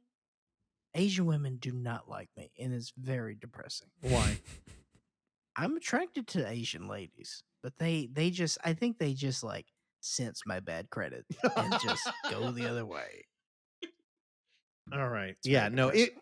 it's good. I highly recommend that film. Skip the first 2. I know a lot of people, if they sat down with them, they'd just be like, boring. And I'll tell you, there's one thing this movie isn't, and it's fucking boring. It's good. This is the only one that you've remotely sold me on. Well, the other ones, dude, I would never. Chuggy loved it. I always think in my head, if I put this on and you came over and it was like we got 90 minutes to hang out, I'm not throwing on one of those movies because you'd be like, I'm never coming back. I'm not coming back over here. You're putting on this garbage. Do you know the bullshit that you've made me watch down there? And I come Like back. what? I'm a glutton for punishment. No. Well, you live with me. It's different. Yeah, Yeah. it's fair. But there are a lot of times where I'm just like, I live here and I'm not hanging out. Yeah, but that's a different thing That's too. my MO. I mostly think about when you convinced Randy to hang out and then you showed him carnival magic and you leaned on his shoulder and were like, check it out. The monkey's about to Okay. drive a car. Okay. And then You Randy keep telling the story and it's just not true. It's And at then least Randy- half true. Okay. First of all, I'm not going to say that there wasn't an excitement in the room on my behalf. I'm not going to deny that. What I will say is that I will never touch Randy without his consent because Randy and I are aligned in that perspective where we don't like body touching. Okay. Agreed. Especially I touch both of you. pre-COVID, post-COVID. Doesn't matter. Well, it's never going away, so get used to it now. Yeah, baby. I'm good with masks. Hell yeah, same. I couldn't really breathe in mine the other day. How many are though. you wearing now, Randy? 2 or 3? When I go into work, I do too. Randy, have you done the face shield situation? How many condoms you got on? 0 because I don't need to, baby. Oh, you raw dogging. My No, man. because I'm celibate, baby. I was talking finger condoms anyway. Whatever. Thingies. I don't usually do gloves. I'm not too afraid of catching it on my hands. I sanitize a lot when I go to work and think I'm good. Dude, what if you wore the dice gloves, but then you put the finger condoms on? I don't know what the dice gloves are. Fingerless gloves. Oh yeah, you got to do fingerless gloves. Yeah, but then you put the finger condoms on. That's oxymoron. I don't know what that is. See if someone's done that. We've got a picture. No, nobody's done it. It's ours. She just puts dice gloves with Italiano. What the hell does that mean? Dice gloves with Italiano. We just search that. Oh, get that screenshot. Yeah. Why are there D&D? What the hell? Dice gloves. It's like they're talking about like D10s and D4s. Not Andrew Dice Clay. I know. I got very excited because I could see you get bored instantly. That's true. I'm gonna die. All right, wrap this up. All right, can we watch that thing? Can we watch DelGaudios? What? The cat? Yeah, can we watch the cat? I don't care. The cat. I have work to do. You can put it on in the background. Randy, do you think? No, incorrect. You commit. Okay. Yeah, you got to pay attention. You have to. You got to be committed. Let me tell you something. What he does with the cards, pure magic. Okay. All right, Randy, you got anything else? Yeah, yep, no picture. Just a picture. I do not have anything else. Oh no. All right. So enjoy the episode that we have with Steven. He was gracious enough to come back. We talked to him for a brief time 2 weeks ago, prior to the release of Psycho Goreman. Now we talked to him post, and we barely talk about the film. We barely talk about any of his films with him. Films. And we talked to him well over an hour. We had a great talk with Steven. I'm just going to let you know. I think we played mind games with our guest. As far as We I'm did? concerned. This was a game of Queen's Gambit with our guest. All right, Russ, you went in there with your Rook 7, and he came in with his Knight 4. I don't know chess. It's a very stupid game as far as I'm concerned. And if you want to put chess and checkers together, and you say smart people play chess and dumb people play checkers, fucking live your life. I don't care. Fucking checkers rips, and chess is for fucking nerds. What about Chinese checkers? Also kind of weird. I don't need it's too pointy. It's very strange, the Chinese checkers. I never played it. Randy, your thoughts? I'm going to Google search and find out if Chinese checkers is problematic or not. Oh my God. Oh, thank you, Randy. All right. Yes. So yes, that's all I'll say. I'll cue it up saying that Russ came in. We were both in the same. We talk about it up top. We do. Yeah, it's fine. But it worked out. And so it's a little different speed of an interview as we go for a solid 30 minutes. And on sidetracks. A thing worth mentioning that we never do is we don't pre-screen people. We don't talk to them at all before the interview hits, Again, we're recording. We're not TG over here. Yeah, but I mean, even gross. Well, I mean, even if you're going to look at podcasts, like Joe Rogan hangs out with the people because they're there. They have a nice steak dinner before. They eat elk. When we used to record at the other location, the last one, we would have people in guest, and we would be able to be like, "Hey, what's up? Like, welcome to the place. Show them around." And that icebreaker right there, it does all the heavy lifting. But when we're like, "Hey, did you get the Zoom link?" You know what I mean? Or like, and then some also shit. we don't see them. Yeah, we don't see them because we're hiding, and it's a completely different game. And me and Clark always talk about the moment where you can tell the conversation will flip. And I think with Jordan Graham last week, it happened pretty early. But sometimes, man, it takes people like a half hour to get on board with us. Also, And for the record, I just want to say I think we talk about ourselves too much to the guest. that's fine. I mean, Is it? I don't know. we're Randy, your self-important. I don't know. It works. I think we're too self-involved. I don't know. I think Randy would have told us straight up. Randy, that's why I'm going to you for guidance, because I think we're a little self-involved in our interviews. Aren't we all? Randy, you're no help I know. today. That's why we have a podcast. Dude. He brings up valid points. He does. And if you want to complain and make Clark feel better, go ahead and email us. That is still a thing. Even though I haven't looked at it. Yeah, where's female bag band-aid? No. How many podcasts do you email? Oh, Tim Dillon? No, you Yo, Timmy D, you check out Gatto? Yeah, he was late this week. He was several hours late. He already made the move to Texas, dude, in a week. Okay. He's already there. All right. All right. Enjoy the interview with Stephen Kostanski. And we'll see you next week.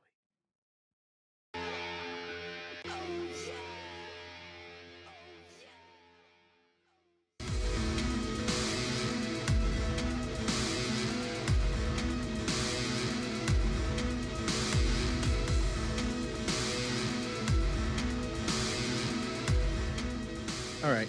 Can I just clear the air right off the bat? Sure. So, Steve, thank you for coming back. Yeah, no problem. Now, I'm calling you Steve just because you put your name as that in Zencaster, and I'm not going to be able to get away from it. You're allowed. It's okay. I'll allow Thank it. you. Now, God, man, I feel so weird right now.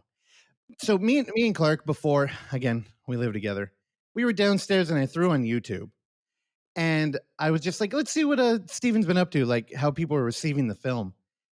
And oh my God, I had like a weird, I don't know, what are we? Are we artists for making a podcast? I feel like No. we're not. I know. And, I just felt very like weird being a part of this community.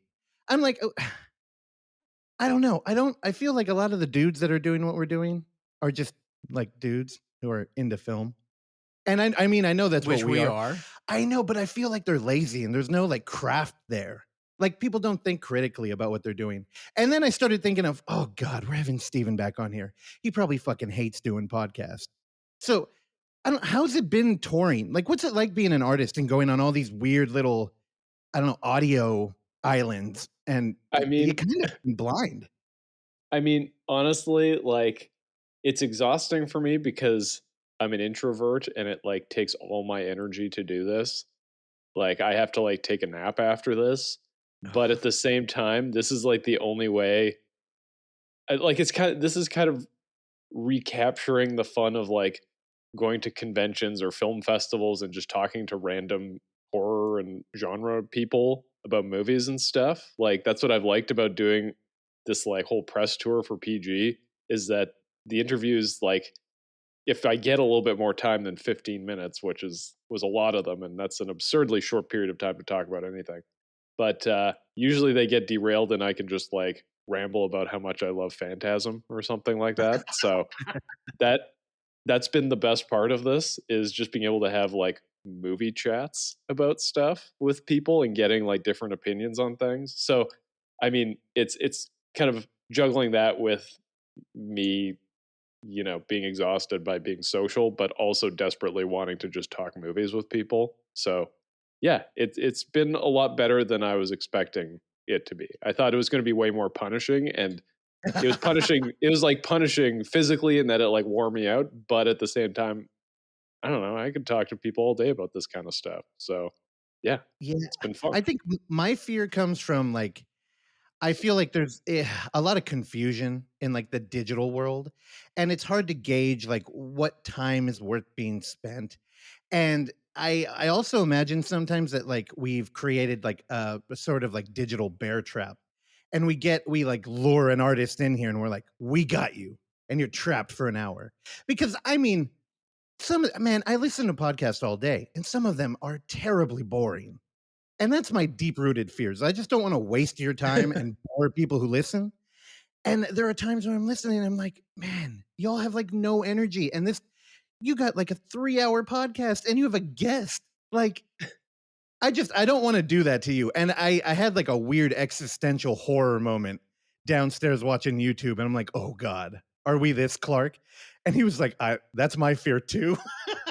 Yeah, but I just keep it buttoned up. You understand? I couldn't do it though. I was just like, man, he's coming back.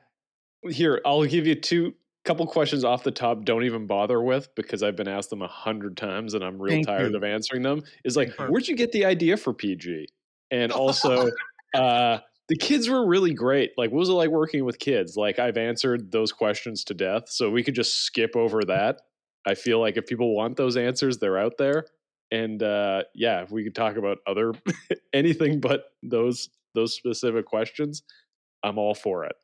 Perfect. What was it like working with adults? Anyways, I gotta go. It's been great talking to you guys. No, I mean, dude, Steve. So me and Clark have very different approaches to the show.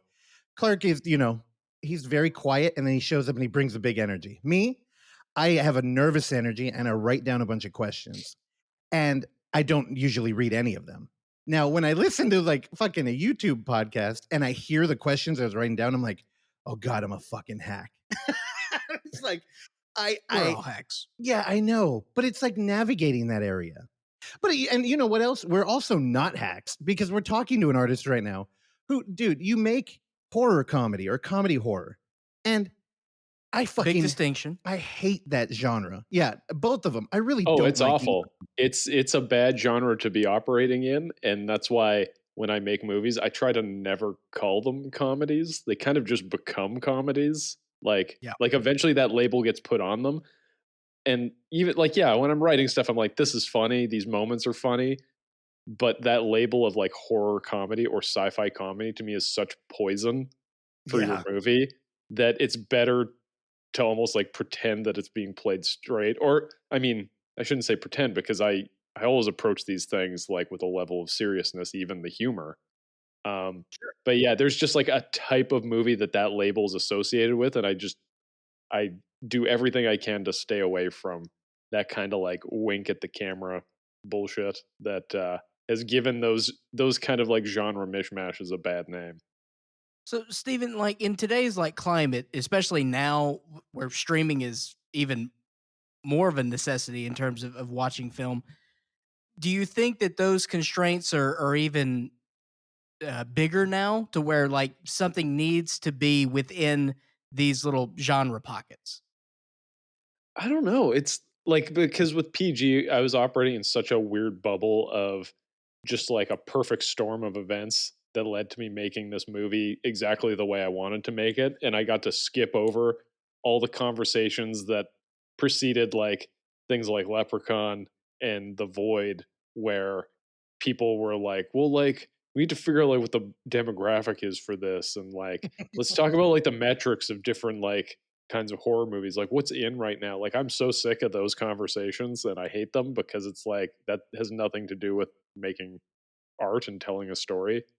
Right. And it's like that's how dumb people, I think, weasel their way into the industry, is like debating that kind of minutia. The same way, like at production meetings, anybody who brings up like logic things, you can tell they're not a creative, and they're just like, I have an opinion too. But Yeah. anyways, getting totally off topic. But to go back to fitting into like these genre boxes, kind of feel like right now it's a bit of a Wild West situation with streaming. I mean, there's definitely that vibe of like, if a thing's successful, copy the thing. Like, I don't think that's ever going to go away.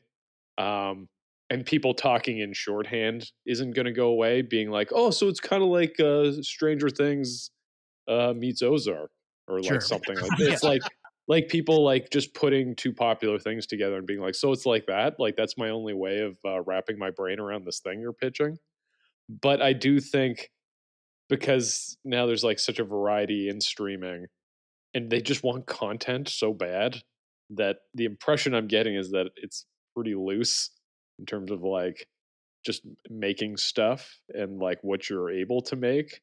And just based on the response to PG, especially, and like with the distributors being so happy with it and Shudder being so on board, like even before the movie was made, I felt like they were on board and chasing this project. So like, I don't know. I feel like that as long as there's just like creativity on display, I think you have a chance of getting your project made and getting it out there. Like, as long as there's stuff in it that excites people, uh, regardless of what genre box it fits into, I think that'll get you attention. Now, Steven, you're a very creative filmmaker. Do you get like a deep pain in your stomach when you hear the word content? Yeah, I mean, and I've started using it too. Like, I just can't help it, because that's what, all the higher ups use that term now, so I feel like I have to adopt it to like speak that language. So calling movies content makes me a little sick. But yeah, it's depressing that everything is just becoming product now. Yeah, and we at the rate we consume it is so fucking crazy. It's troubling. And it's just more and more and more. We're in like the pinnacle of entertainment. And I got kind of chewed out on the phone. I was speaking to a film programmer out here in SF recently, and I kept saying content, and he was like, every time I hear that word, I want to choke somebody. And I had to tell him, well, I was listening to Kenny Hotz, and he really opened my eyes to it. Because he was again on a podcast on the internet, and somebody mentioned how TikTok has like basically taken their brand and run with it. And he was like, no, you don't understand. He's like, there's a difference between making a project, like making a comedy show and making a TikTok post. And he was like, content creators are out there to be famous. And, he's like, me and Spenny, we thought everybody was going to hate us anyway. And he's like, we knew women weren't going to watch the show. The only thing we cared about was a good product. And are you a Kenny vs. Spenny fan? I mean, I've watched bits of it. I wouldn't say I'm not a fan. I just haven't really. It was never really on at a time that I was able to watch it. So I guess that's a long form way of saying like I've seen bits and pieces, but not much beyond that. But I'm well aware of it. Recently, it's all on YouTube now.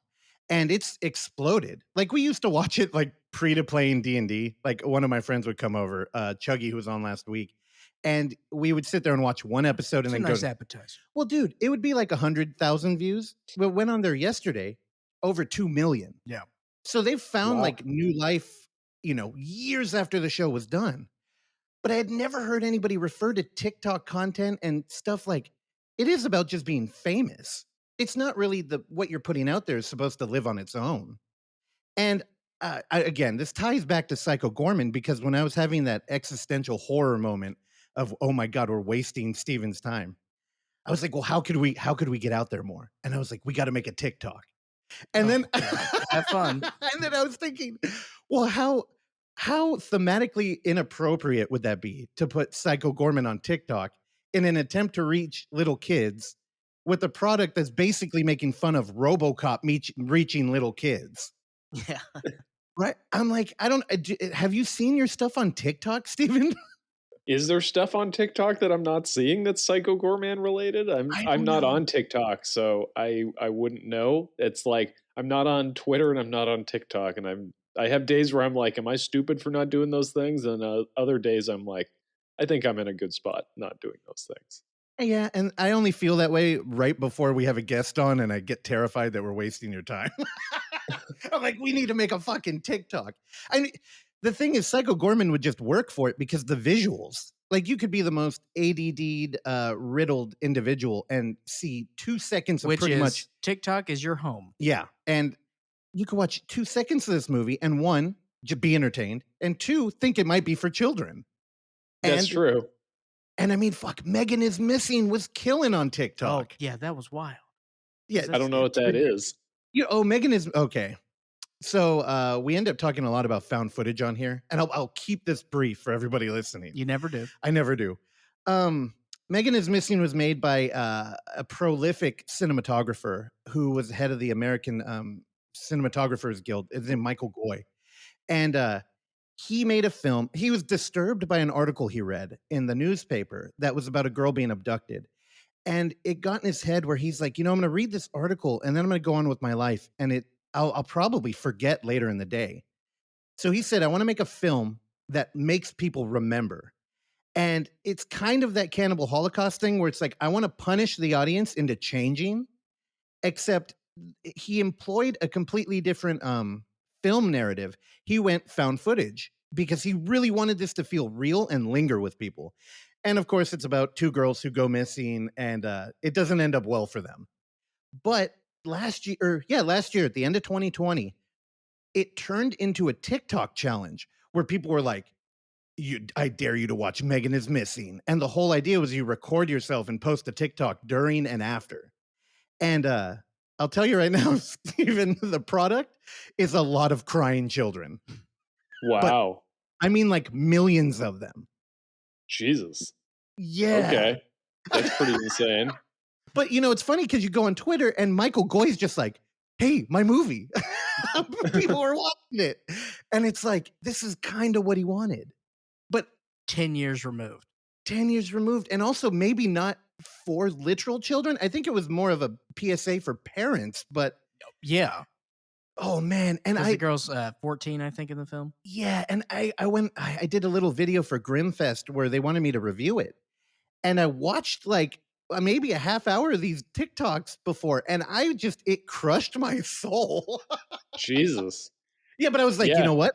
Psycho Goreman, it could work on here. Like just videos of kids loving Psycho Goreman. I have been getting sent, like I've had a few sent my way of like parents watching the movie with their young kids and their kids like flipping out over it, which I mean, I don't want to be responsible for like the kids like, losing their minds over this and, being responsible for them watching something they shouldn't be watching. But at the same time, like I'm enjoying seeing them, have that much fun and be that inspired by it. Like, I mean, the whole point to me is to like inspire that one kid that grows up to continue this tradition of making crazy monster movies. So, I mean, maybe there is a life in TikTok for this movie. I'm not advocating for it, just to be clear.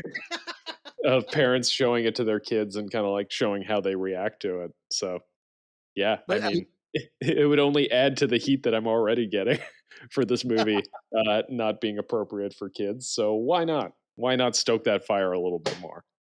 But Steven, does a kids film intrigue you as a director? Like, if you were to go Spy Kids with it? Like to just do a straight up kids movie? Yeah. Yeah. Oh yeah. To me, that's like the biggest challenge as a filmmaker. Like, and especially being in the genre world where the attitude seems to be like the more extreme you make a thing, the better it is.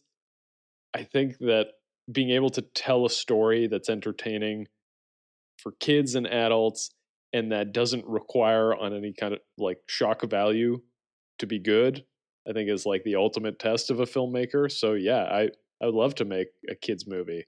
I mean, one of my favorite movies is Christmas Story, and that to me is just like a perfect movie across the board. So I would like to make something that good someday. I think is like it's an insanely high bar to set, but I would definitely challenge myself to try and do it at some point in my career. I think it would be a lot of fun. Or on the other aspect of that, you could end up with a Carnival Magic. You got Al Adamson, who's this exploitation B movie director, and he decides to make a kids film, and we still don't know what that movie is, which is great, which is why I love it. But, I've never even heard of this movie, Carnival Magic. Okay, so Al Adamson, are you aware of Al Adamson? Refresh my memory. Okay, so he is a director who did primarily B movies and drive-ins, and he did what was his big one? What was the one with Russ Tamblyn? He did. Oh, I have no. Al Adamson's your boy. Yeah, so he did movies like Dracula versus Frankenstein, Cinderella 2000, Brain of Blood. Brain of Blood was one of the big ones. But yeah, so and then in 1983, he did a movie called Carnival Magic. So he wanted to make a kids film. Well, Stephen, in this kids film, there is a talking ape who sexually harasses women. There is a an alcoholic lion tamer who beats his wife. The ape steals a car and then also tries to commit suicide in a human hospital. Okay. So this is a movie for children. Well, that's cool. Also, I totally forgot the statutory rape. That's also a part of the story as well. And as I'm like reading his Wikipedia, so he was murdered? Also, so Stephen, there's a fantastic documentary through Severn Films. What's the name of the doc? Russ, can you pull that up? Because it's rather long. Yeah. Documentary about Al Adamson. And yes, he was murdered by his live-in handyman in Indio, and he was buried under his jacuzzi. Okay. Yeah, it's called Blood and Flesh, the real life and ghastly death of Al Adamson. Highly recommend that you check it out. He's a fantastic character and no longer with us. He, if you hire a live-in handyman, go through a very strenuous background check. Yeah. Well, I mean, like, I don't know. Seems like a weird live-in character to have. A live-in Well, handyman. he's a very weird character himself, and I mean, he it's, made a movie called Dr. Dracula, so of course he's it's weird. very good. But, Okay, I'll look up this documentary. Thank you for the recommendation. And also, Stephen, may I recommend check out Carnival Magic, and then if you want to remake Carnival Magic, you have my blessing. Okay, we'll see. We'll see about that one. I'm not a big like carnival nut. I mean, I love Funhouse. That's a great movie, but Oh yeah. I don't have the same like carnival carny clown like the kind of like Rob Zombie shtick. I don't really. I don't have that kind of. I don't know. I'm not entertained by that kind of stuff as much as other people, so I don't see myself doing a carnival movie anytime soon. But on Al Adamson's defense, I don't think he was either. Yeah. I think he was like, children? Oh yeah, they like the circus. Yeah, let's do that. Because he clearly has no idea what happens there. No, this movie's wild, man. Also, I mean, well, Steve, have you ever worked with animals? Yeah, we had a goat on Leprechaun Returns that was supposed to be one of those fainting goats. But they don't have those in South Africa. We learned when we're well into pre-production on the movie.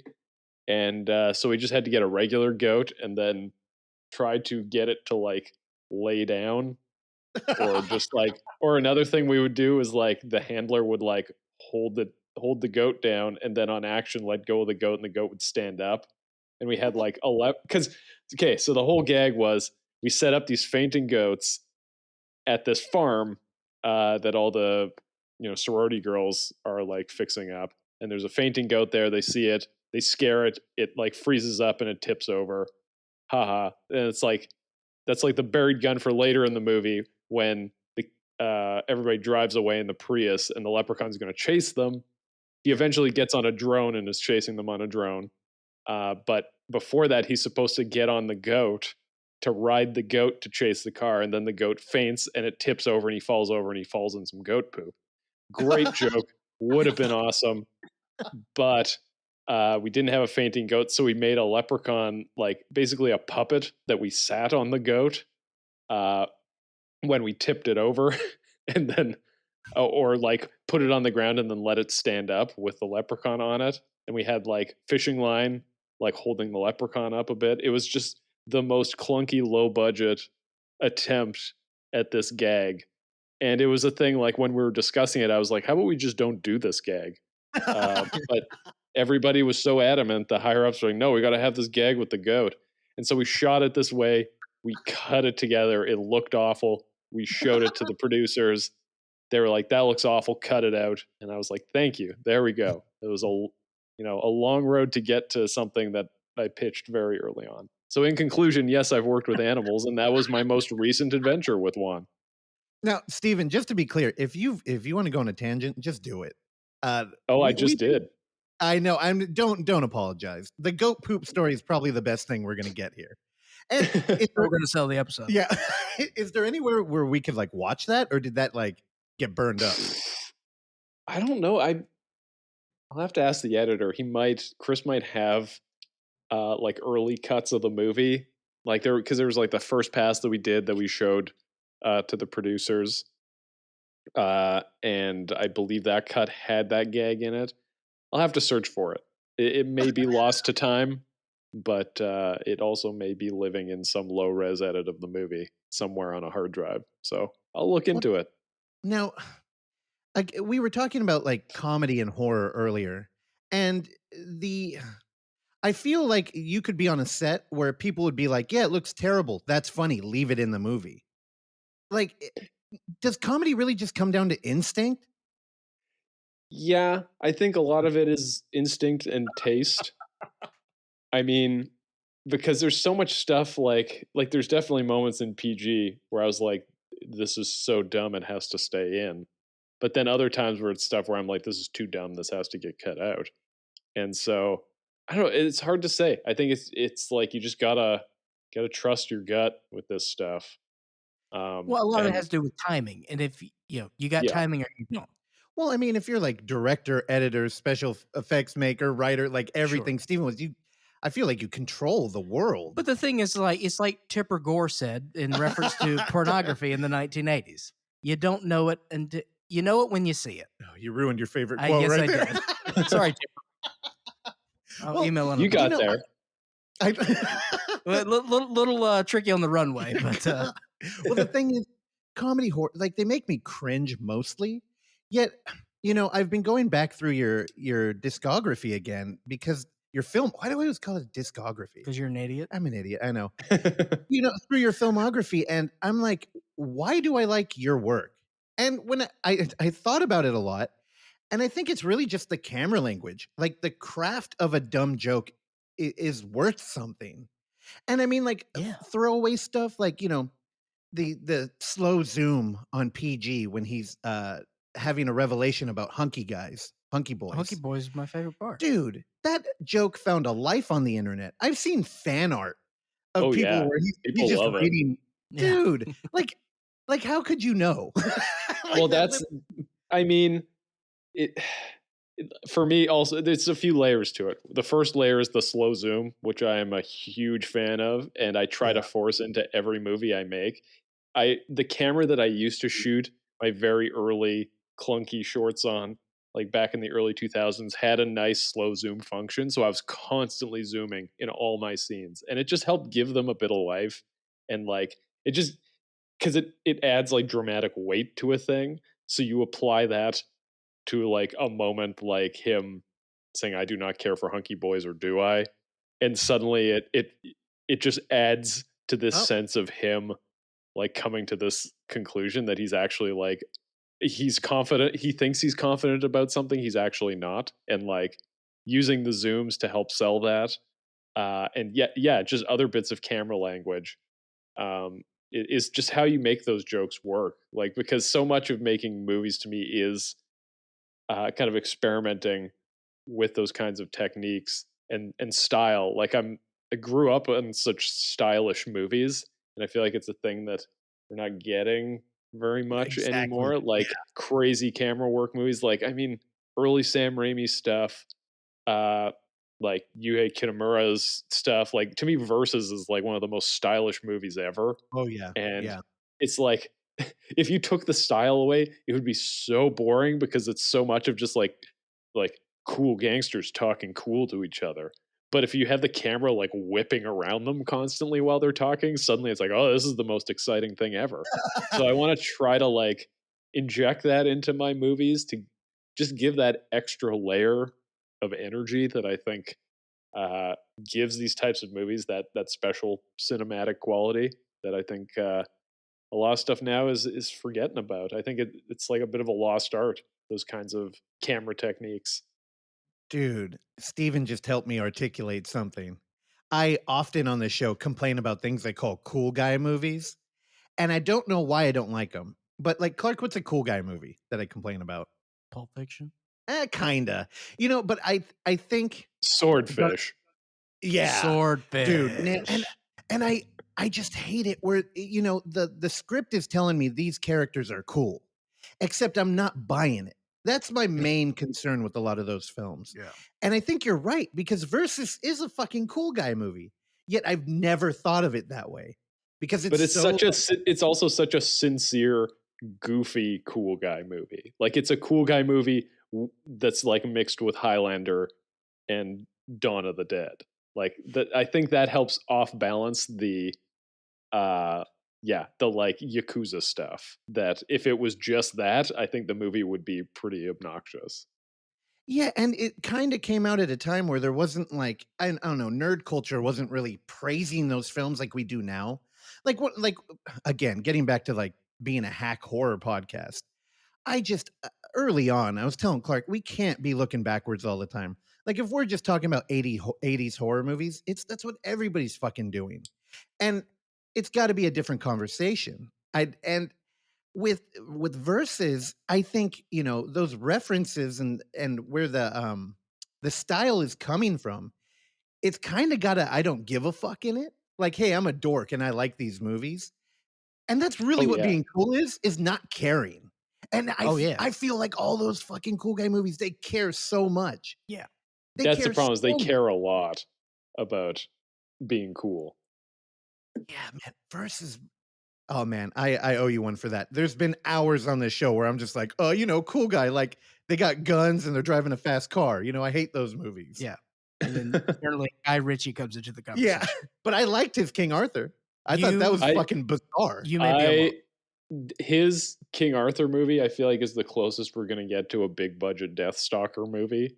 Oh, because it's just so like it feels to me like it has a little bit of DNA from like 80s, like the not Conan like fantasy, like sword and sorcery movies, like something like Sword and the Sorcerer. Like it just feels like that, except it had way too much money for it.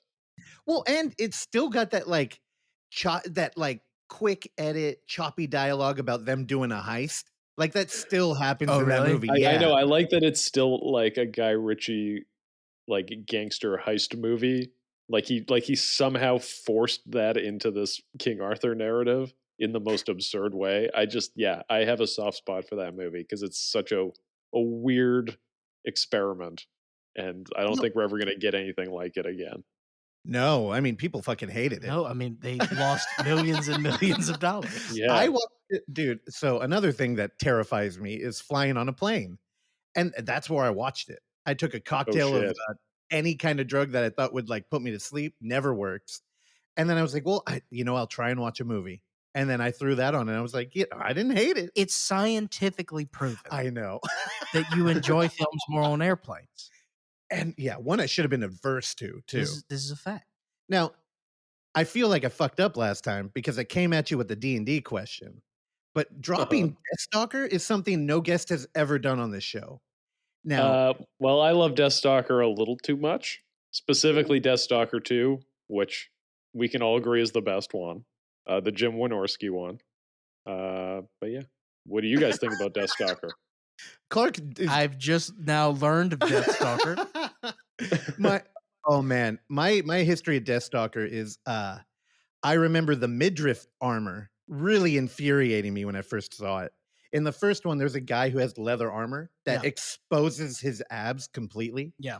Well, I mean, there's also the woman who has armor that's just two straps that aren't even covering her nipples. She's just like fully breasts out. Like she like pulls back her cape and she's might as well just be topless at that point. Oh, for sure. What are the straps doing? I guess, just a little bit of flair. Just for lactation purposes? It's fashion. Yeah, I guess it holds the cape on. I don't know. I wasn't thinking too hard about the wardrobe. But yeah, I highly recommend them. Dude, so Deathstalker is kind of like a gritty version of Conan. We actually get some like alternate humanoids in there. There's a bar scene. Oh, okay. Deathstalker, my main gripe with it is there's like 5 of them. And they have the Silent Night, Deadly Night problem, where the first movie clearly had more of a budget. And they had some shots that they felt were evergreen. So there's a moment where a dude's getting dragged from horseback. Like he's like, I can't remember if it's like a noose or if he's just lassoed. No, it's his hands are tied and he's being dragged because that they reuse in part 2 to like pad the running time. But I believe there's 2 different versions and one version doesn't have that sequence. Oh, what? I think maybe fact check me on that one, but I do believe there are multiple versions. Yeah, I don't know why. I love film and the format, and that's the one thing that's been a pet peeve with me forever is the reuse of footage to pad something. And I'm pretty sure Deathstalker, they use it in every installation. That like bar/orgy scene in the first one, they basically just lift at least like 20 shots from that and stick it into the bar scene in part 2 just to fill that out. Because there's so many isolated cutaways of just like naked girl standing in a corner or like Pigman picking up a roast pig's head and like cocking his head a little bit, like what the hell. So they like definitely reuse that part. And then there's like battle scenes at the end that I think are from Barbarian Queen, another Roger Corman like fantasy type movie. He did a Oh, whole bunch, and I think he reuses like the Battle Beyond the Stars score for all of them, if I'm remembering correctly. He really gets the most out of that score, and then like he just repurposes footage from all of them and cycles them around to different movies. damn. Man, I'm so pumped that you're a fantasy fan. It's such a like as a dude who, I've met a lot of people in an Alamo lobby, and you can Uh-huh. really just bring up anything. Like any film thing, and people will be like, "Oh, interesting." You fucking bring up Deathstalker? I've never seen people's eyes glaze over so quick. Or just be like, "Oh, really?" Like I've had long conversations about like Medea movies in there where people are arguing it should be released on Criterion. And I'm like, and I bring up like Conan, and I'm like, Conan's a great movie, and instantly they're half foot out of this conversation. Yeah, And see, I'm if like, well, if I was there and you said that, you'd see me like I would like emerge from the darkness with a drink and just be like, I'm listening. well, the thing is, Conan is like cinematically, it's a Western film, Oh and yeah.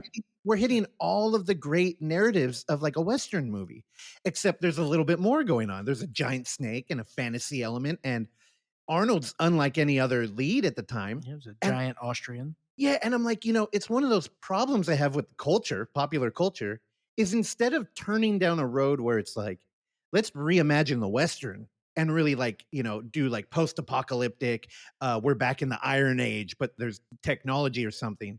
And they went let's get a greased up European model and give him a sword, and then and it turned into like sword and sandal garbage, which I fucking Yeah. hate. There's pigmen in any of that. And Nope.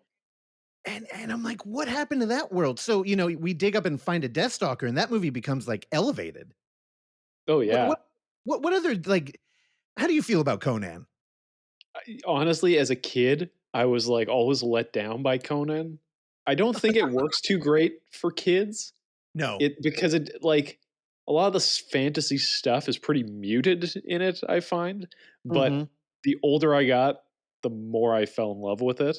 It's definitely a movie that aged really well for me and I've grown into, especially the score. I think the soundtrack for the first Conan movie, Basil Polidorus' score, is the best score. Like I would put it up there with like Star Wars or something. It's so good. I play it all the time, much to the chagrin of the other people at the effect shop I work at. But it's Really? it's so epic. Like you can't top it. And I think it's like 50% of why that movie is so great. Oh, fuck yeah. The score. Now, here's another thing.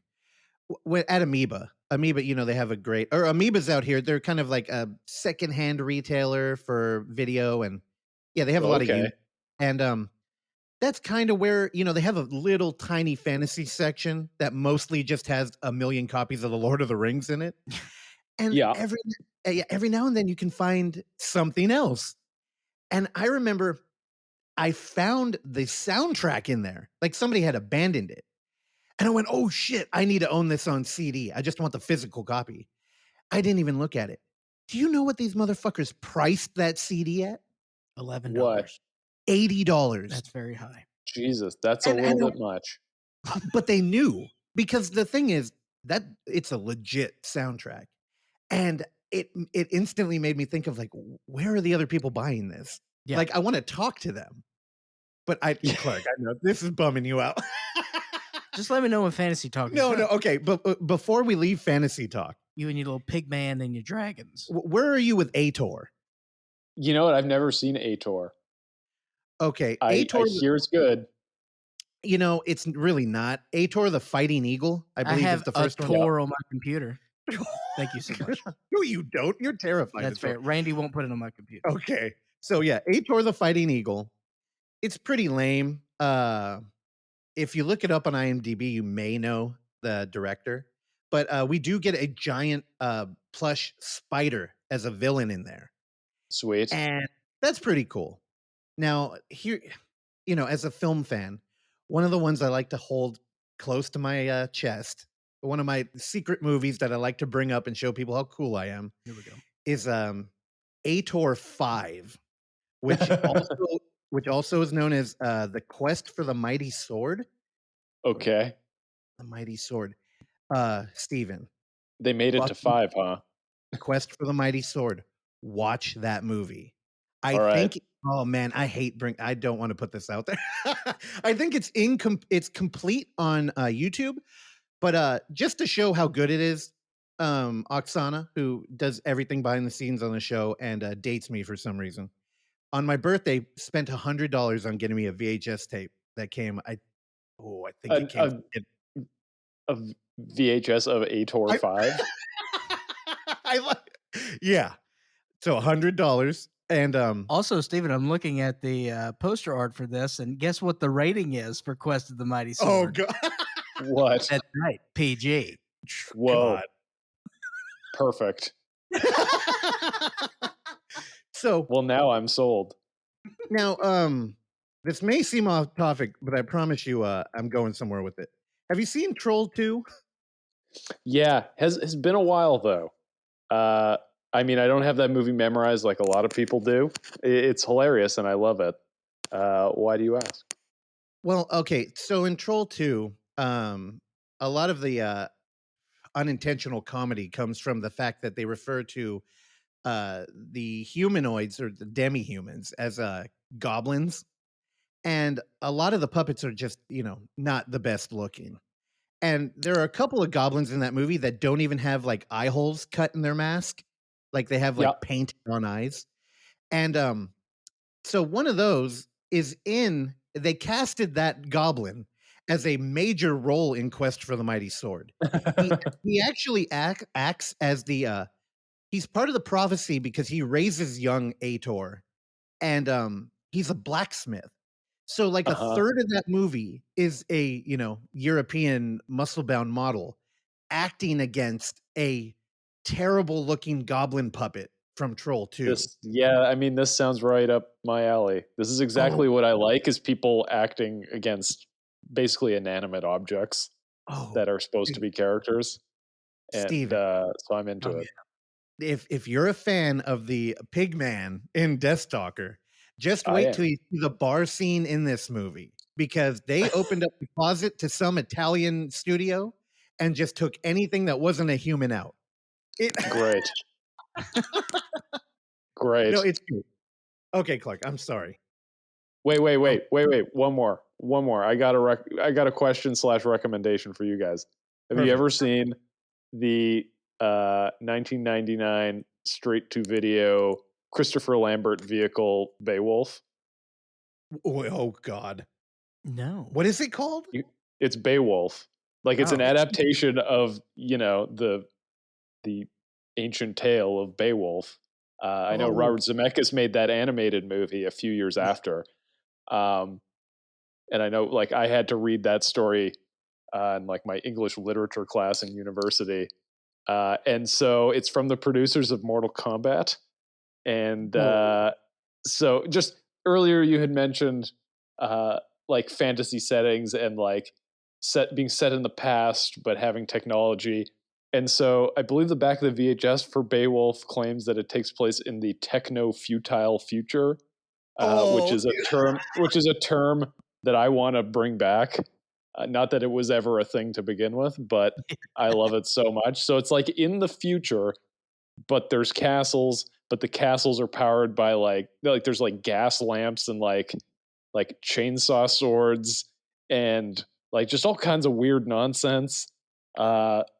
And yeah, it's like after Mortal Kombat, they're like, we need something kind of like this. Why don't we adapt this ancient tale of Beowulf, but let's get Highlander in it and like bleach his hair white and get a stunt double for him that just backflips constantly and have a monster and just lots of kicky punchy stuff. And I think if you're looking for some of that fantasy nonsense, that's the movie for you. I have a special place in my heart for that movie. It looks great. It's interesting because they didn't hide the fact that Highlander was an influence here at all. But oh no. It also he strikes me as kind of what Witcher started doing. Like it's totally got some Witcher to it, where he's like this wandering monster hunter man that they like enlist to fight Grendel, which is attacking this castle that everyone's holed up in. Dude, it's also like the male protagonist has changed too, where I guess at some point they realized that not many women really like an Arnold type body. And as somebody who, I spent a lot of time like trying to bodybuild and stuff. And people ask like, why do you do that? Like women don't like that. And it's like, well, you don't do it for women. You do it because you have a weird brain thing going on, or I don't know what's happening, some self-esteem issues. And he's clearly represents that departure. We're not doing long hair. We're short cropped. Yep. We're wearing like a lot of leather. He looks like he's going to be more nimble than like throwing people, like ripping a car door off of a car. Well, it's very much a post The Rock hero. Like I feel like Nick Cage in that movie was the start of it. Of the like, maybe our heroes can be kind of like quippy, like normal dudes instead of being a beefcake. And so I think, late 90s and early 2000s definitely like experimented with that idea. And I think Beowulf capitalizes on that. Though I do think a lot of it is just like Lambert's Highlander, and I imagine he sells well internationally. And then also, same producers as Mortal Kombat, so they were like, you played Raiden, why don't you play Beowulf in this movie? So I think there was definitely like, he probably walked off of one set and onto the other one as well. Look at you sounding like a producer now. Oh, I wish I produced 90s straight to video fantasy sci-fi techno movies. That's like now how was the score in Beowulf? Oh god. Okay, well, did you like the score in Mortal Kombat? I bet you did. So it's more of that. Of course they did. It's so much techno. It's and like so horribly out of place as well, like absurdly out of place. Where you're like, this fantasy movie does not need this like pulsing beat in the background every 30 seconds. Like every big budget '90s movie, like that Paul Oakenfold shit. Oh yeah, and it was great. And I desperately wanted to come back. I really think it was Mortal Kombat. Mortal Kombat was like the first movie to be like, here's the movie, and also here's the soundtrack you're gonna want to buy. Like it I think popularized that idea of like, get a bunch, whatever the like hot artists are right now, like put them in this movie somehow, and then we can sell, then we can make money on CDs.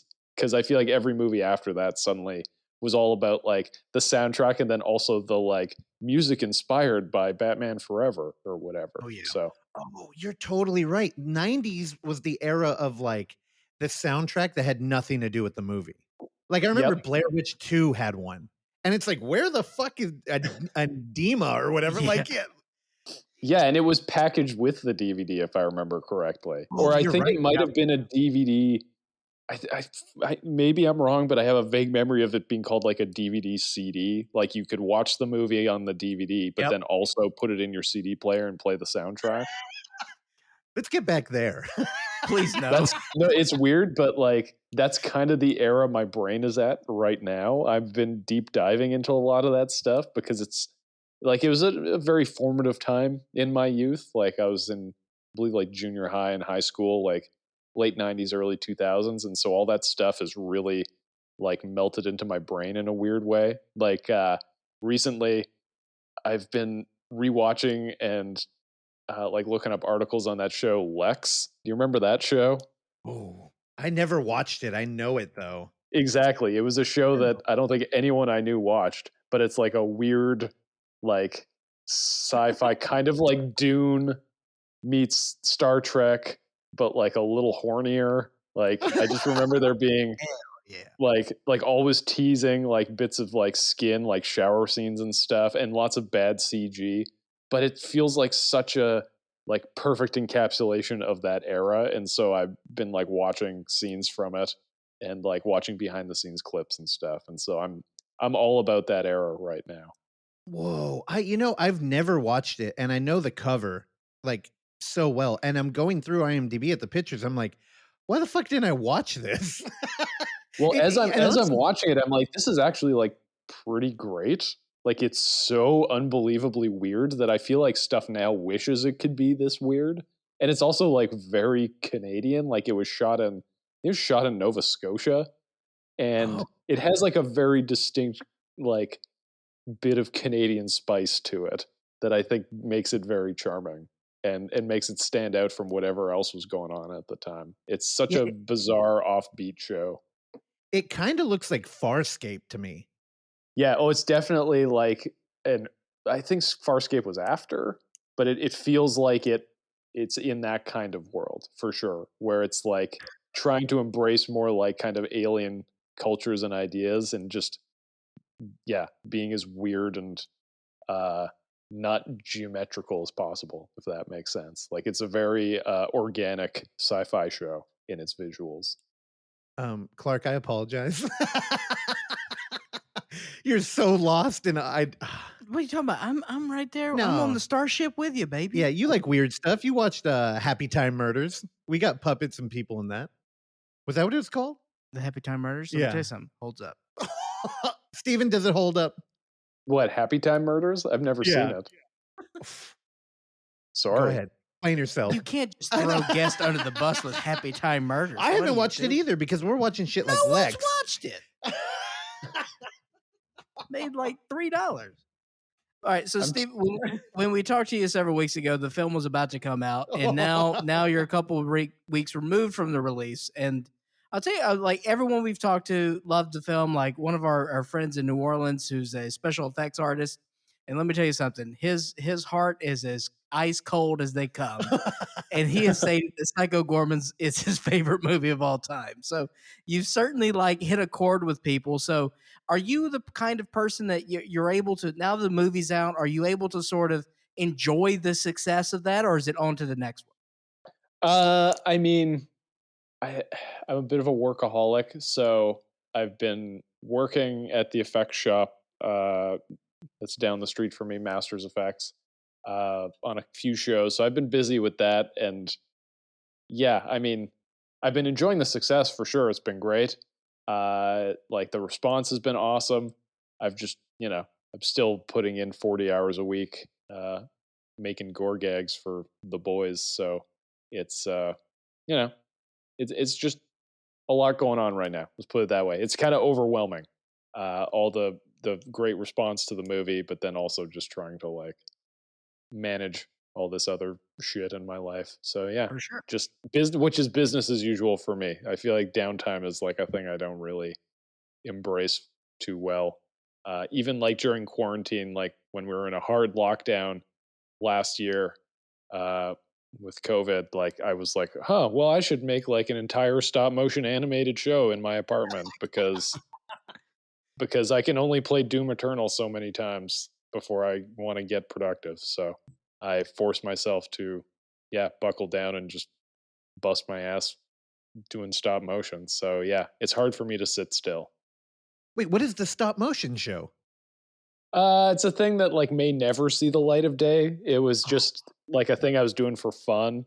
It's called Weirdo World, and I don't even know how to summarize it. It's kind of like a robot talk show host who has guests on his show that he sometimes kills and then sometimes just has weird conversations with. Very much like the show. Continue. Yep. Yes. Is that a threat? You passed the test so far. He does like Al Adamson. Koozie. Would you like to be my live-in contractor? Thanks. So yeah, I mean, it kind of was just making it up as I went along, and it got its own personality as I was making it, and just making it out of like found objects and stuff that I had in my apartment that I could animate. So it started as just like a fun thing to pass the time. Like I would animate, and I don't know if you guys are familiar with the app Tubi. Oh yeah, the streaming app. It's chock full of great garbage to put on in the background, and so I'd put whatever random movie on, like Trancers 3 or whatever, and hell yeah, just animate stuff late into the night every night. So yeah, I mean, I did how many episodes? I think I've got like 8 like little 2-minute episodes that I've done. I actually have the trailer for it hidden on the Hunky Boys edition of the PG Blu-ray. So dude. You'll have to play. There's like a little game apparently on it that you have to play to like find some of the hidden features. So you have to play that game to track it down. I love that. Now, is that on the like special edition coming out? Because who's putting out that? Well, Well, RLJ is putting out their Blu-ray, like the US Blu-ray, but then there's also the Canadian Blu-ray being put out by Raven Banner, Yeah, Raven Banner. who, because of my my long relationship with them going all the way back to Manborg, I threw some like extra bonus features at them, and they're making kind of a special edition of the movie, like a little bit more of a collector's version for people. Yep. So it's got extra commentaries, and then also through like a few shorts, and then this trailer for Weirdo World. So BioCop is hidden on there as well, and then there's another BioCop short that I did as like a Kickstarter or as a Indiegogo incentive for The Void, so that's on there as well, hidden away. So yeah, No, that's it's awesome. the definitive version of the movie currently, as far as I know. Yeah, I was very excited to see Raven Banner putting that out. We had Chris and Lee, our buddies who did Dead Dicks, on here, and they got a Raven Banner treatment, and man, it's fucking good. Yeah. It's one of those things where I got a lot of friends who collect Blu-rays, and when I shared that link for Psycho Gorman around, we got many thank yous to spend like $50 on a Blu-ray, and I couldn't be more excited to be getting my copy. That's great. No, it's like they've been, I think, kind of overwhelmed with orders on the movie, and even RLJ was saying the same thing. Like it was like the best-selling Blu-ray, I think. Like, and that's on a pre-order, I believe, on like the first day that it came out. So it's a pretty big deal. It means people want PG. No, I mean, Psycho Gorman organically came to me in a conversation like, oh God, we were playing D&D and somebody mentioned that their buddy had texted him like, hey, have you seen Psycho Gorman yet? And like, they're not like film guys. They don't really like live in horror like we do. And that rarely happens. But when it does, it's like, oh shit, this is kind of big. Like it came out like through conversation organically, not because of me. So, I mean, right here, Patton Oswalt's been tweeting about your damn movie. Yeah, he was kind of like, he went on a bit of a binge with the tweets about it there. Like it seemed like he tweeted more than I was expecting. I saw that he was excited about the trailer and I thought that was cool. But then when he did watch it, yeah, he seemed pretty blown away, which is awesome.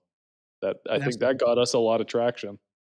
Now, Steve, here is a negative thing with this, is that Patton Oswalt actually is not a fan of carnival magic, for the record. I do know this is a fact. Well, that's going to put that's a bit of a speed bump with us fast tracking this remake. That's for sure. I know, right? I know. Yeah, Clark had comedic differences when Patton Oswalt was doing the Mystery Science Theater. Yeah, they chose Carnival Magic as one of the films for Mystery Science Theater. And so you were just sitting there with your arms crossed, like fuming. Did not participate as they're ripping on this movie. Of this classic. How do you feel about that whole like riff tracks thing? I mean, I like it. It's another thing. I didn't really grow up on like Mystery Science Theater. I actually remember renting the movie when it came out, and as a kid, like I didn't understand even what it was, and so I'm watching it, and I like partway through, was it This Island Earth? I think they're watching, being like, oh, is this the whole movie? Like it's just them watching and riffing on a movie. Like I did not understand the concept until I actually watched the movie, and then I got it. I don't know. I mean, all of it to me just feeds into this culture that's emulating a thing that I very much miss, which is just sitting and watching shitty movies and laughing at them with my friends. Like it was so much of my childhood, and even like my teenage years, like growing up with my friends, renting shitty movies on the weekend and just laughing our asses off at the most insane stuff.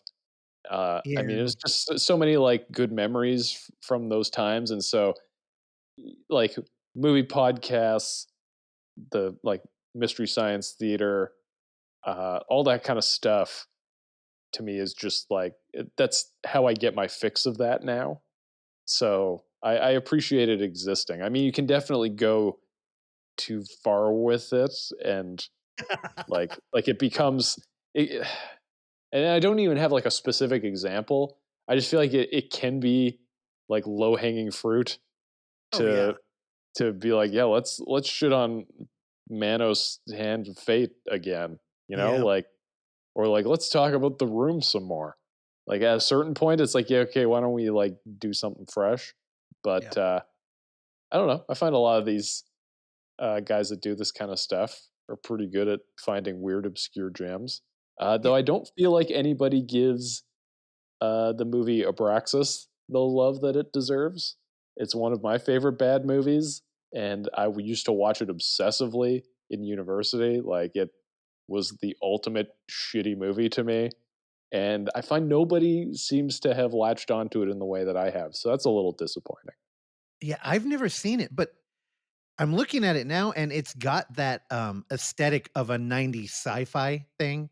And I Well, think it's also a 90s Canadian sci-fi movie. Like, it was shot, I think, somewhere in Ontario, and it just has that shitty video look to it. With Jesse the That's so Body awesome. Ventura.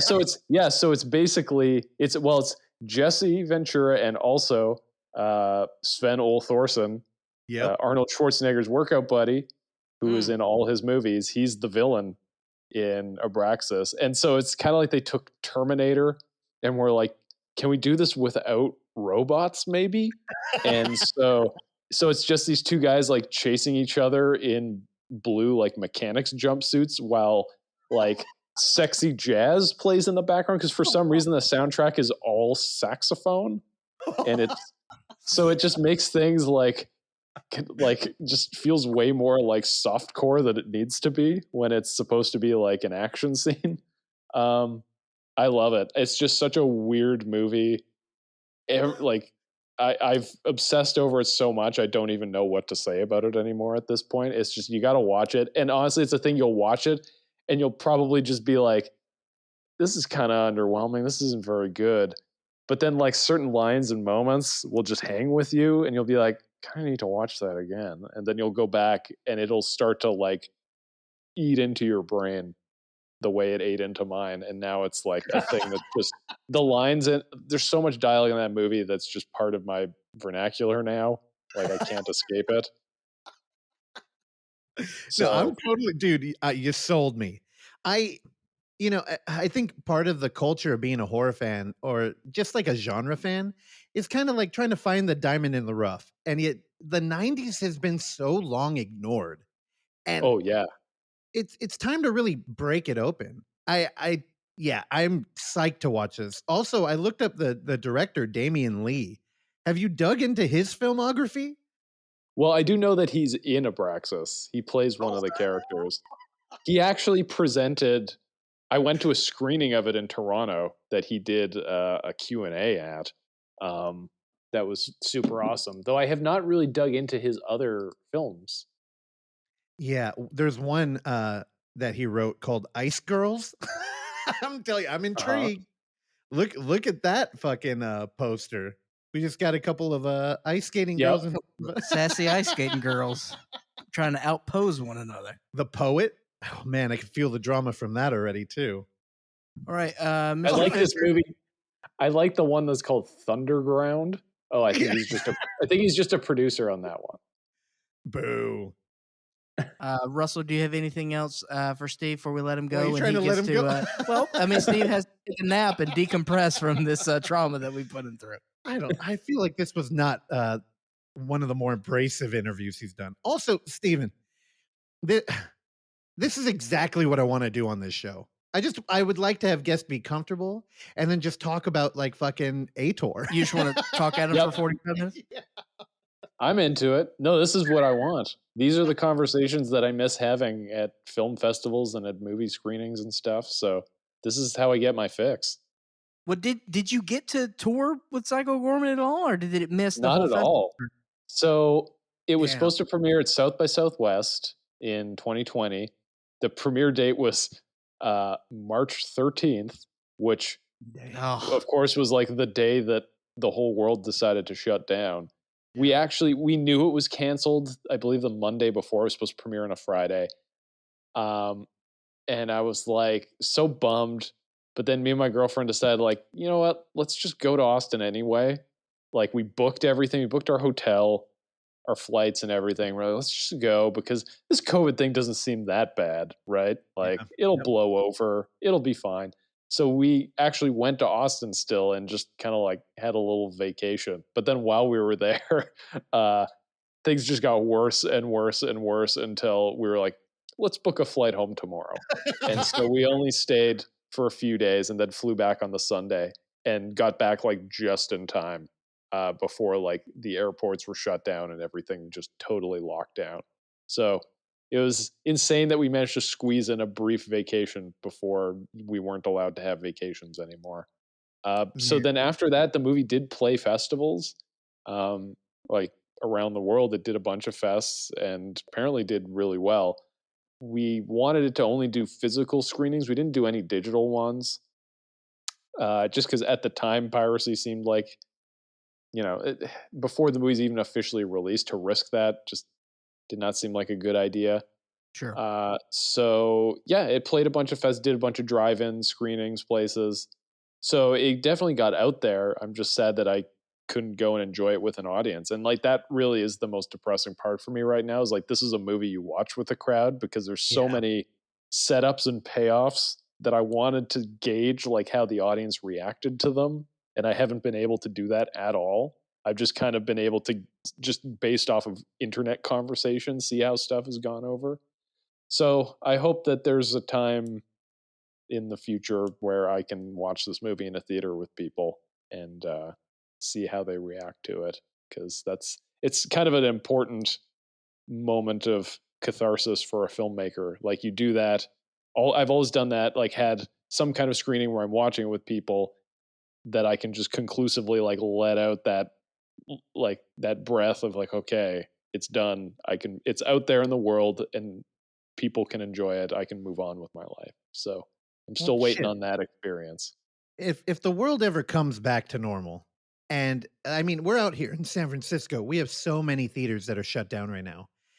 And all of them. But I mean, there's just a lot of them in general. And the minute one of them's willing to open up, we got to start showing movies. And oh man, we got to do a Psycho Goreman Abraxas double feature.